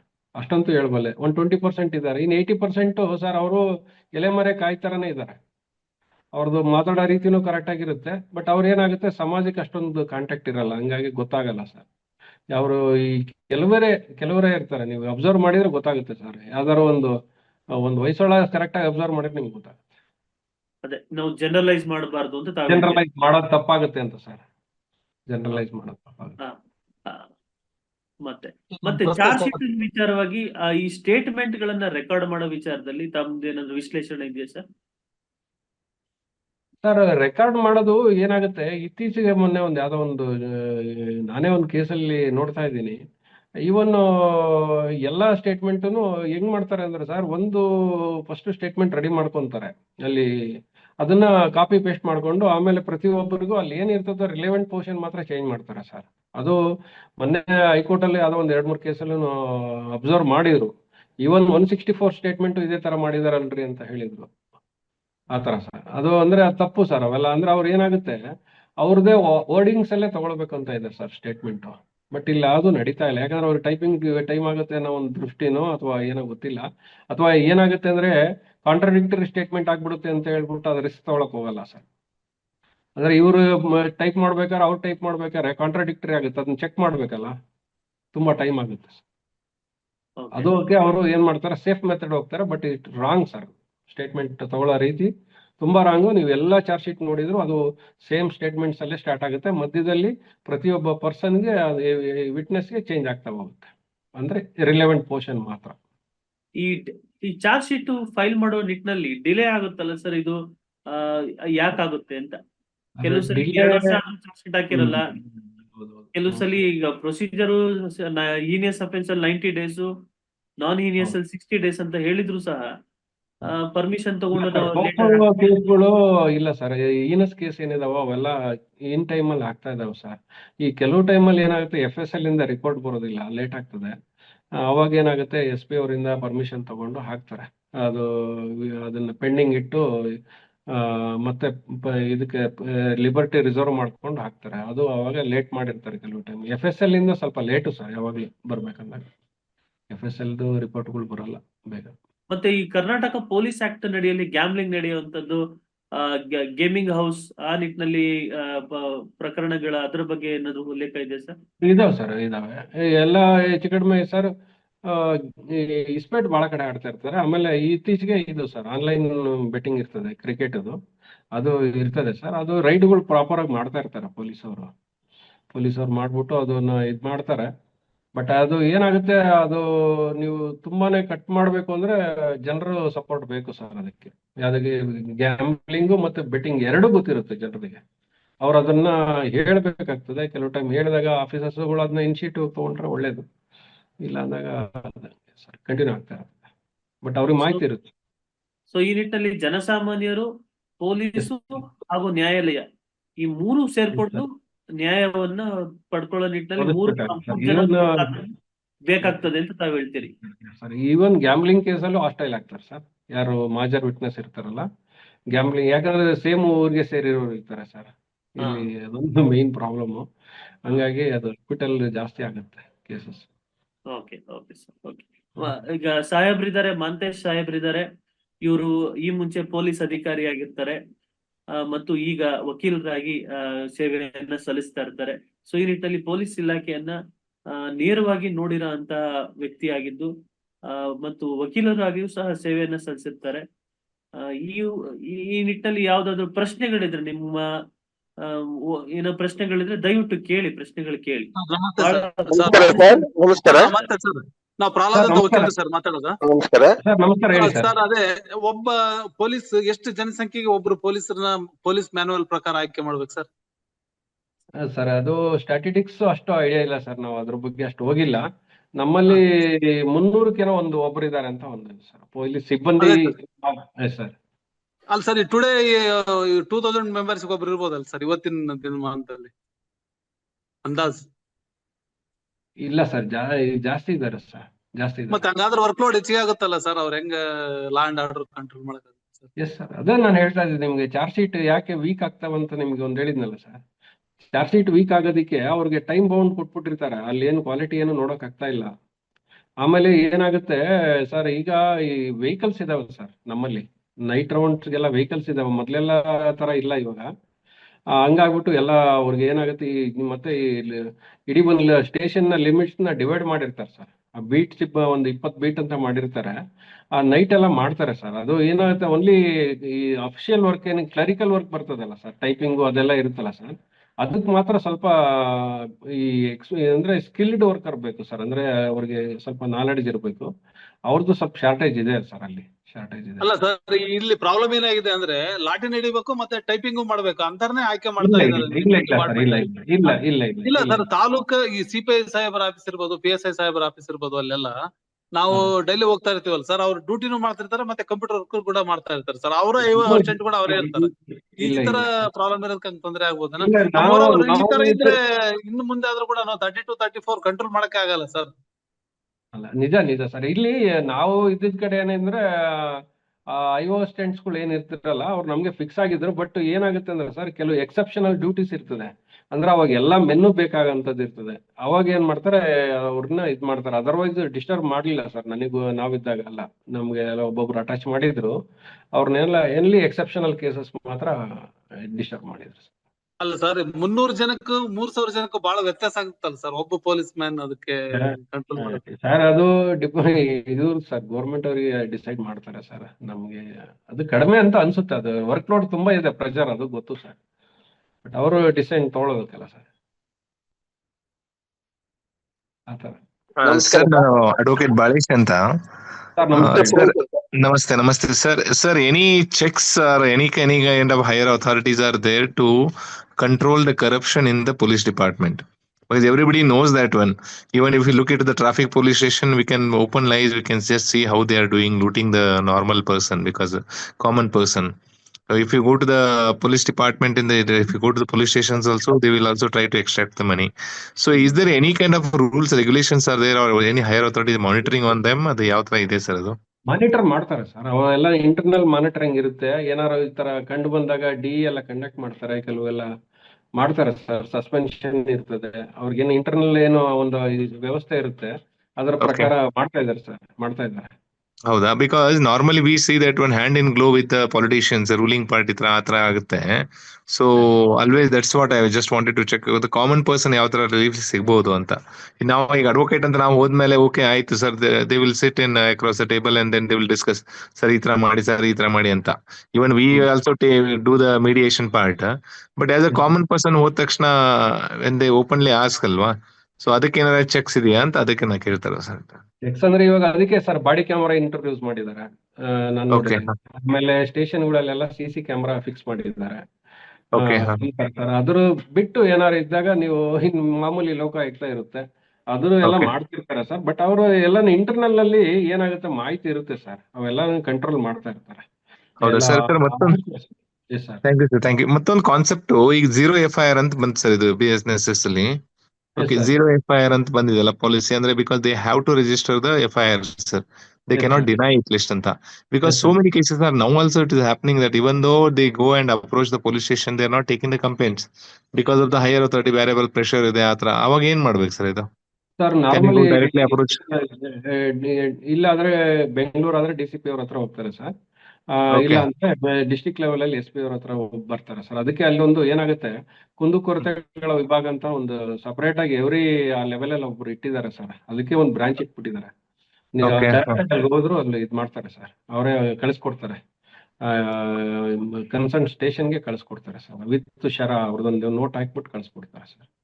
ಅಂದ್ರೆ ಪ್ರೈವೇಟ್ ಕಂಪ್ಲೇಂಟ್ ಫೈಲ್ ಮಾಡ್ಕೊಂಡು we can go to the magistrate ಇಲ್ಲ otherwise. ಇಲ್ಲ ಸರ್, ಹಂಗೇನಿಲ್ಲ. ಇವಾಗ ಸಪೋಸ್ ಇಲ್ಲಿ ಕಂಪ್ಲೇಂಟ್ ತಗೊಂಡಿಲ್ಲ ಅಂದಾಗ SP ಹಾ. ಆಫೀಸ್ ಅಲ್ಲಿ ಹೋದ್ರೆ ಅವರು ಅಲ್ಲಿ ಇದ್ ಮಾಡ್ತಾರೆ ಸರ್, ಕರೆಸಿಬಿಟ್ಟು ಆ ಸ್ಟೇಷನ್ಗೆ ವಿತ್ ಲೆಟರ್ ಕಳ್ಸಿಕೊಡ್ತಾರೆ ಸರ್. ಆ ತರನೇ FIR ಆಗಿದಾವೆ. ಆ ತರ Okay, ಏನಾರ ಇದಾದಾಗ FIR ಮಾಡ್ತಾರೆ ಸರ್, ಮಾಡ್ತಾರೆ. Thank you sir, thank you sir. ಒಳ್ಳೆ It was very wonderful session sir ನಿಮ್ ಕಡೆಯಿಂದ. Very Thank you. knowledgeable and we are just happy to hear you at least. Okay, thank you Thank sir. you. ನಮಸ್ಕಾರ sir, Purohit ಅಂತ ನಮಸ್ಕಾರ. ಹೊಸಪೇಟೆಯಿಂದ. ಎಲ್ಲರಿಗೂ ನಮಸ್ಕಾರ sir.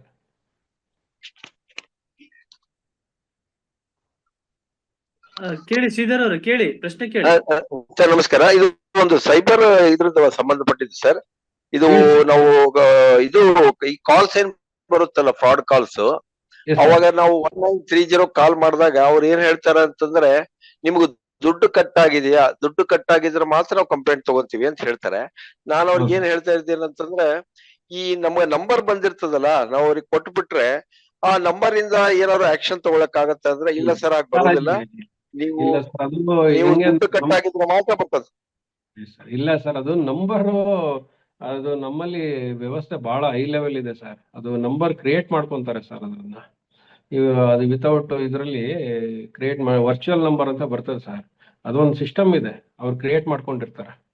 ಇವ್ರಿಗೆ ಗೊತ್ತಿದೆ ಸರ್, ಅದೆಲ್ಲ ಅಷ್ಟೊಂದು ಬುದ್ಧಿವಂತರಿದ್ದಾರೆ. ವರ್ಚುವಲ್ ನಂಬರ್ ಕ್ರಿಯೇಟ್ ಮಾಡ್ಕೊಂಡ್ರೆ ನಿಮ್ಗೆ ಟ್ರೇಸ್ ಆಗಲ್ಲ ಸರ್, ಅದು ಟ್ರೇಸ್ ಆಗಲ್ಲ ಇದಕ್ಕೆ ಸರ್. ಮತ್ತೆ ಇದಕ್ಕೆ ಏನಾದ್ರು ಏನಂತಂದಾಗ ಸರ್, ಆ ನಂಬರ್ನ ಏನಾಗುತ್ತೆ, ಕೆಲವು ನಂಬರ್ ಇಂಟರ್ನ್ಯಾಷನಲ್ ಕಾಲ್ಗಳು ಬರ್ತದೆ, ನಮಗೂ ಇವಾಗ ಜಾಸ್ತಿ ಆಗಿದೆ ಸರ್ ಬರೋದು. ಅದನ್ನೆಲ್ಲ ನಾವ್ ಏನಂದ್ರೆ ರಿಸೀವ್ ಮಾಡಕ್ ಹೋಗ್ಬಾರ್ದು, ಇದ್ ಮಾಡಕ್ ಹೋಗ್ಬಾರ್ದು, ಅವ್ರಿಗೇನು ರೆಸ್ಪಾನ್ಸ್ ಮಾಡ್ಬಾರ್ದು ಸರ್. ಅಷ್ಟೇ ನಮ್ಗೆ ಇರೋಂಥದ್ದು ಅದೊಂದು ಮಾಡ್ಬೋದು ಸರ್. Yes sir. ಒಂದ್ 2 ಕೇಸ್ ಸರ್. ನಾವು ಇನ್ನು ಪ್ಲಾಂಟ್ ಅಲ್ಲಿ ಕೆಲಸ ಮಾಡ್ಬೇಕಾದಾಗ ನನ್ನ ಎದುರಿನ ವ್ಯಕ್ತಿ ಜಸ್ಟ್ ಏನು ಮಾಡಿಲ್ಲ, ಜಸ್ಟ್ ಈ ಗಾಟೆ ಒಂದ್ ಲಿಂಕ್ ಜಸ್ಟ್ ಪ್ರೆಸ್ ಮಾಡಿದ ತಕ್ಷಣ ಎಲ್ಲ ದುಡ್ಡು ಸುಮಾರು ಒಂದು 3 ಲಕ್ಷ ರೂಪಾಯಿ ಕಳ್ಕೊಂಡವ್ರು.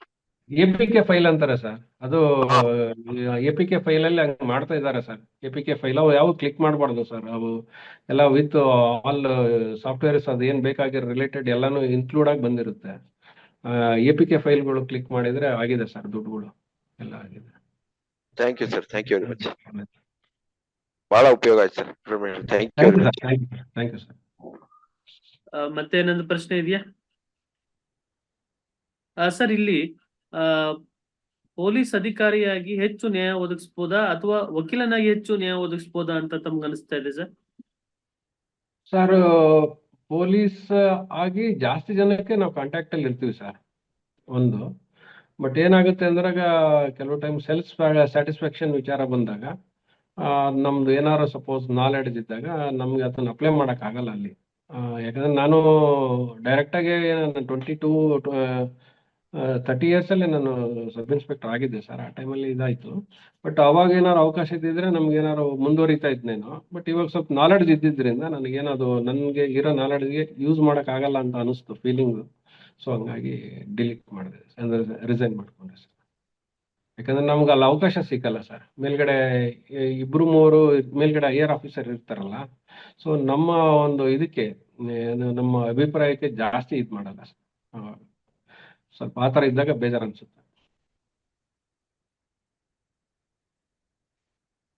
ಮತ್ತೇನಾದ್ರು ಪ್ರಶ್ನೆ ಇದೆಯಾ? ಬಹಳ ಧನ್ಯವಾದಗಳು ಸರ್. ಬಹಳ ತುಂಬಾ ಹಾನೆಸ್ಟ್ ಆಗಿ ತಮ್ದು ತುಂಬಾ ಆನೆಸ್ಟ್ ಆಗಿ ಏನು ಅಷ್ಟೇ ಏನು ಅಭಿಪ್ರಾಯಗಳಿದಾವೆ ಅಂತ ನಾನು ಭಾವಿಸ್ತೀನಿ. ತುಂಬಾ ಹಾನೆಸ್ಟ್ ಆಗಿ ತಾವು ಹೇಳ್ತಿದ್ರೆ ಬಹಳ ಸಂತೋಷ ಆಗುತ್ತೆ ಸರ್ ತಮ್ಮನ್ನ ನೋಡ್ತಾ ಇದ್ರೆ. ಒಳ್ಳೇದು ಸರ್, ಒಳ್ಳೇದು ಸರ್. ನಿಮ್ಗೊಂದು ಅವಕಾಶ ಮತ್ತೆ ಪ್ರಶ್ನೆಗಳಿದೆಯಾ? ಇನ್ನೊಂದು ಸಣ್ಣ ಪ್ರಶ್ನೆ ಇದೆ ಸರ್, ಇನ್ನೊಂದು ಪ್ರಶ್ನೆ ಇದೆ.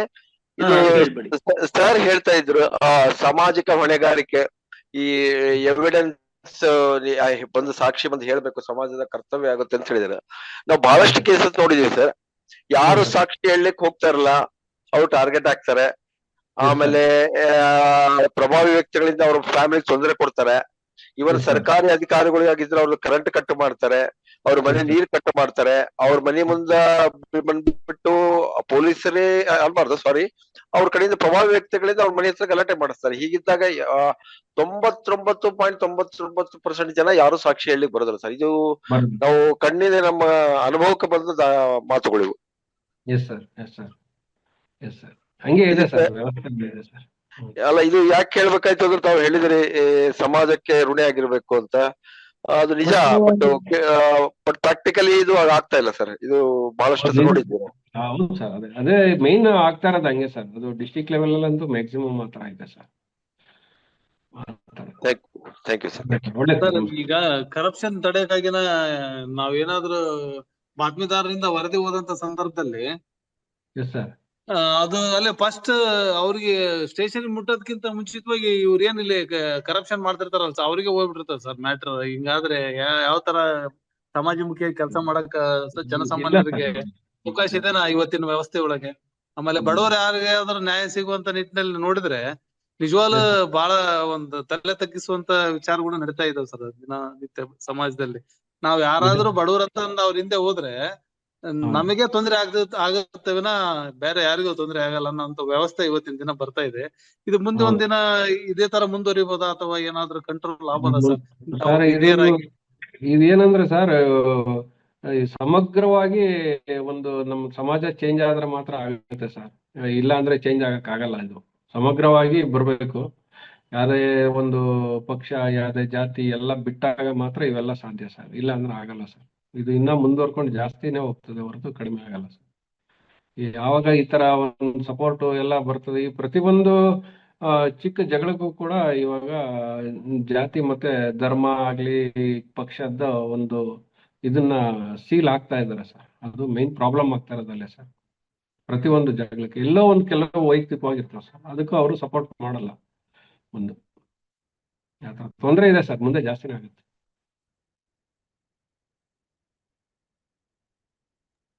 ಕೊನೆಯದಾಗಿ ಏನಾದ್ರು ಪ್ರಶ್ನೆ ಇದ್ರೆ ದಯವಿಟ್ಟು ಕೇಳಿ. ಕೊನೆಯದಾಗಿ ಏನಾದ್ರು ಪ್ರಶ್ನೆ ಇದ್ರೆ, ಯಾರಾದ್ರೂ ಪ್ರಶ್ನೆ ಇದೆಯಾ? ಮಹೇಶ್ ಸರ್ ಪ್ರಶ್ನೆ ಏನಿದ್ಯಾ? Nataraju sir, Nataraju GL sir. Sir, ನಮ್ಮ ತುಮಕೂರು ಅಂತ ಹೇಳಿ ಅವ್ರಿಗೆ ಬಹಳ ಧನ್ಯವಾದಗಳನ್ನ ನಾವು ಅರ್ಪಿಸ್ಬೇಕು. ನಮ್ಮ ಎಲ್ಲ ಒಂದು ಕಾನೂನು ಜಾಗೃತಿ ಕಾರ್ಯಕ್ರಮಗಳನ್ನೆಲ್ಲಾನು ಸಹ ನೇರ ಪ್ರಸಾರ ಮಾಡ್ತಾರೆ ಮತ್ತು ಸಾಮಾಜಿಕ ಬದ್ಧತೆಯನ್ನ ಈ ಮೀಡಿಯಾ ಚಾನಲ್ ಒಂದು ಮಾಡ್ತಾ ಇದೆ ಸರ್. ಅವ್ರಿಗೆ ಧನ್ಯವಾದಗಳನ್ನ ಅರ್ಪಿಸ್ತೀವಿ sir. Thank you sir, thank you sir, thank you sir.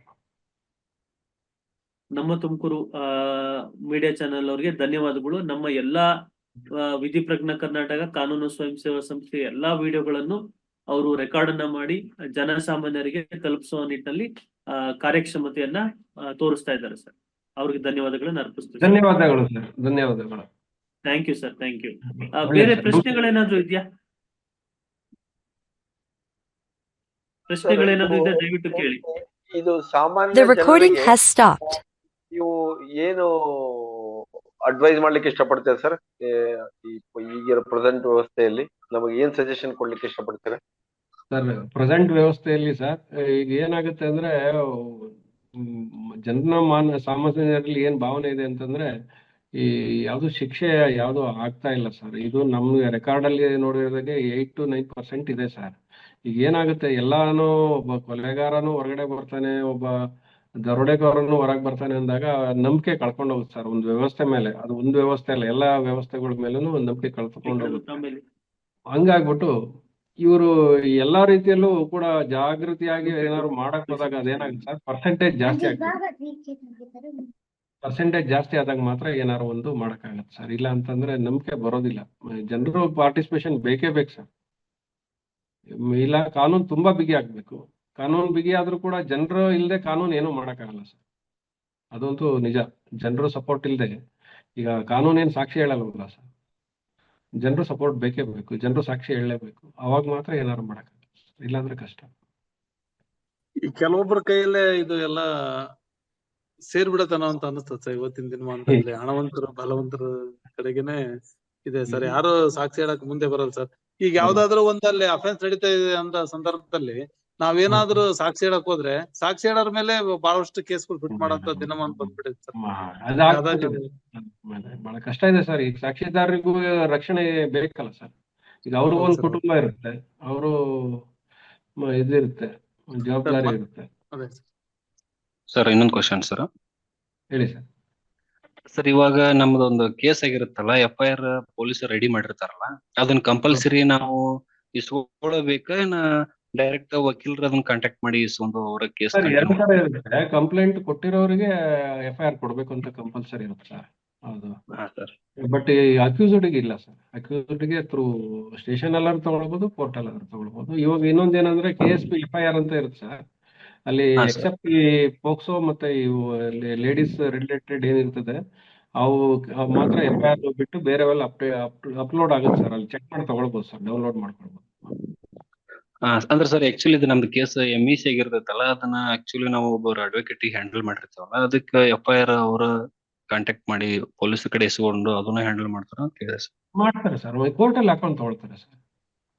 ಅದು FIR ನಾವು ಕಂಪ್ಲೇಂಟ್ ಸರ್ ಇದ ಕಂಪ್ಲೇಂಟ್ ಕೊಟ್ಟವ್ರ ನಾವ ಅಲ್ಲ ಸರ್, ಅದನ್ನ FIR ಕಾಪಿ ನಮ್ ಕಡೆ ಇಟ್ಕೊಳ್ಬೇಕು ಏನ ನಡೀತೈತಿ ಇಲ್ಲ, ನೀವು ಇಟ್ಕೊಳ್ಬೇಕು ಸರ್. ನೀವು ಇಟ್ಕೊಳ್ಬೇಕು, ನಿಮ್ಗೆ ಕೊಡ್ತಾರೆ ಸರ್ಟಿಫೈಡ್ ಕಾಪಿನೇ ಕೊಡ್ಬೇಕು. ಓಕೆ. ನೋಡಿ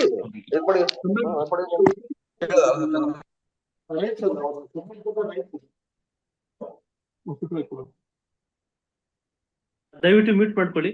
ಸರ್ ಕೊನೆಯದಾಗಿ ಪ್ರಶ್ನೆ, ಈ ಮಹಿಳಾ ರಕ್ಷಣೆ ವಿಚಾರದಲ್ಲಿ ಮಹಿಳೆಯರ ದೌರ್ಜನ್ಯ ಪ್ರಕರಣ ಇರಬಹುದು ಅಥವಾ ಅತ್ಯಾಚಾರ ಪ್ರಕರಣ ಇರಬಹುದು, ಈ ನಿಟ್ಟಿನಲ್ಲಿ ಜನಸಾಮಾನ್ಯರು ಯಾವ ಒಂದು ಕ್ರಮವನ್ನ ತಗೊಂಡಾಗ ಈ ಮಹಿಳೆಯರ ಮೇಲೆ ಹೆಚ್ಚು ಆಗ್ತಾ ಇರುವಂತಹ ಪ್ರಕರಣ ಏನು ಅಪರಾಧಗಳು ಕಡಿಮೆ ಆಗ್ತದೆ ಸರ್ ತಮ್ಮ ಅಭಿಪ್ರಾಯದಲ್ಲಿ?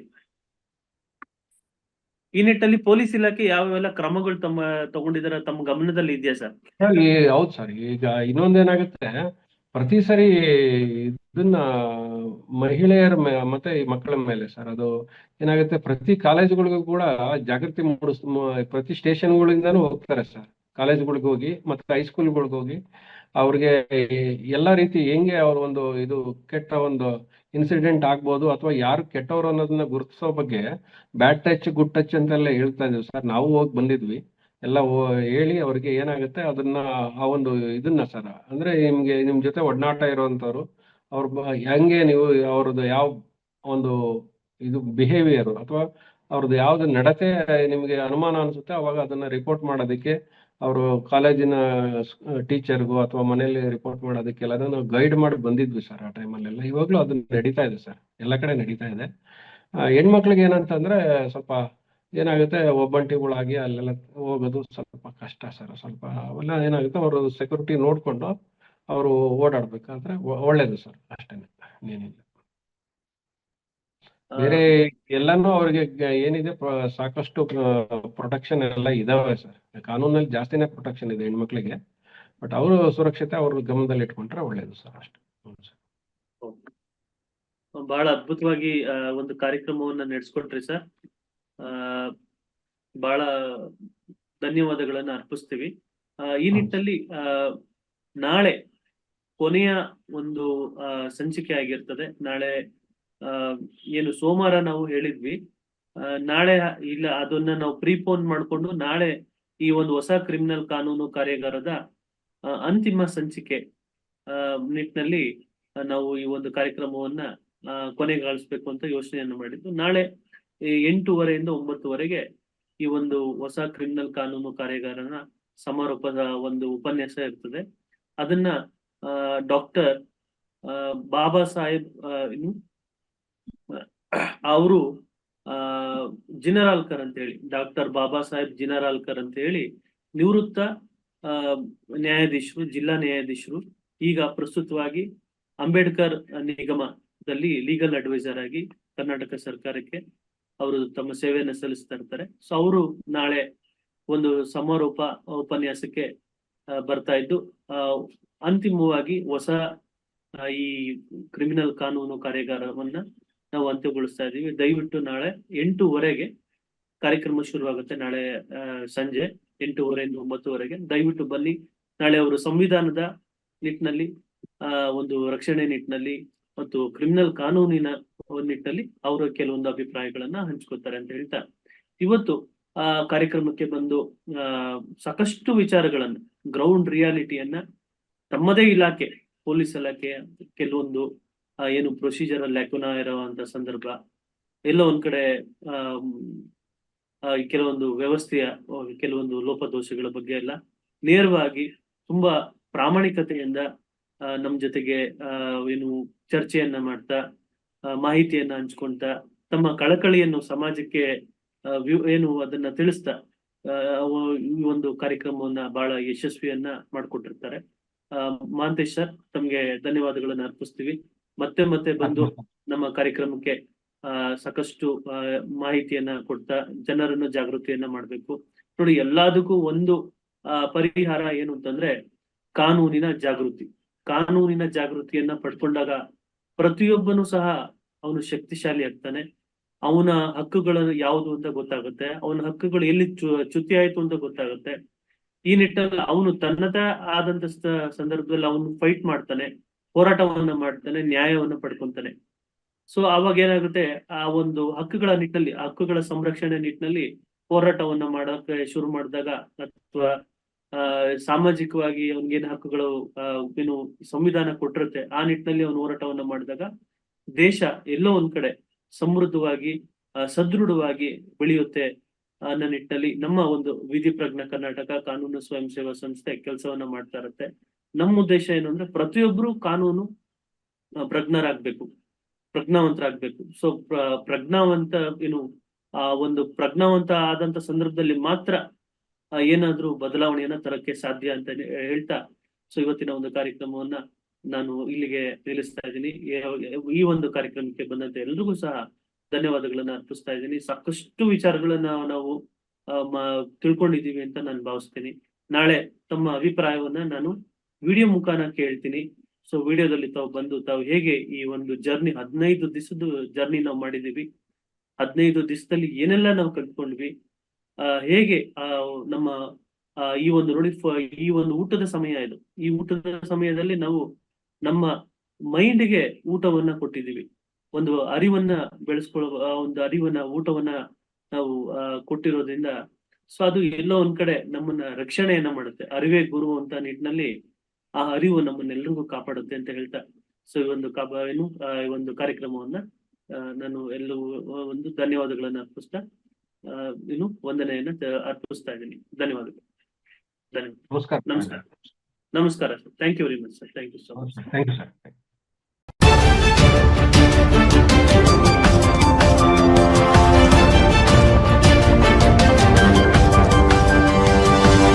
Thank you.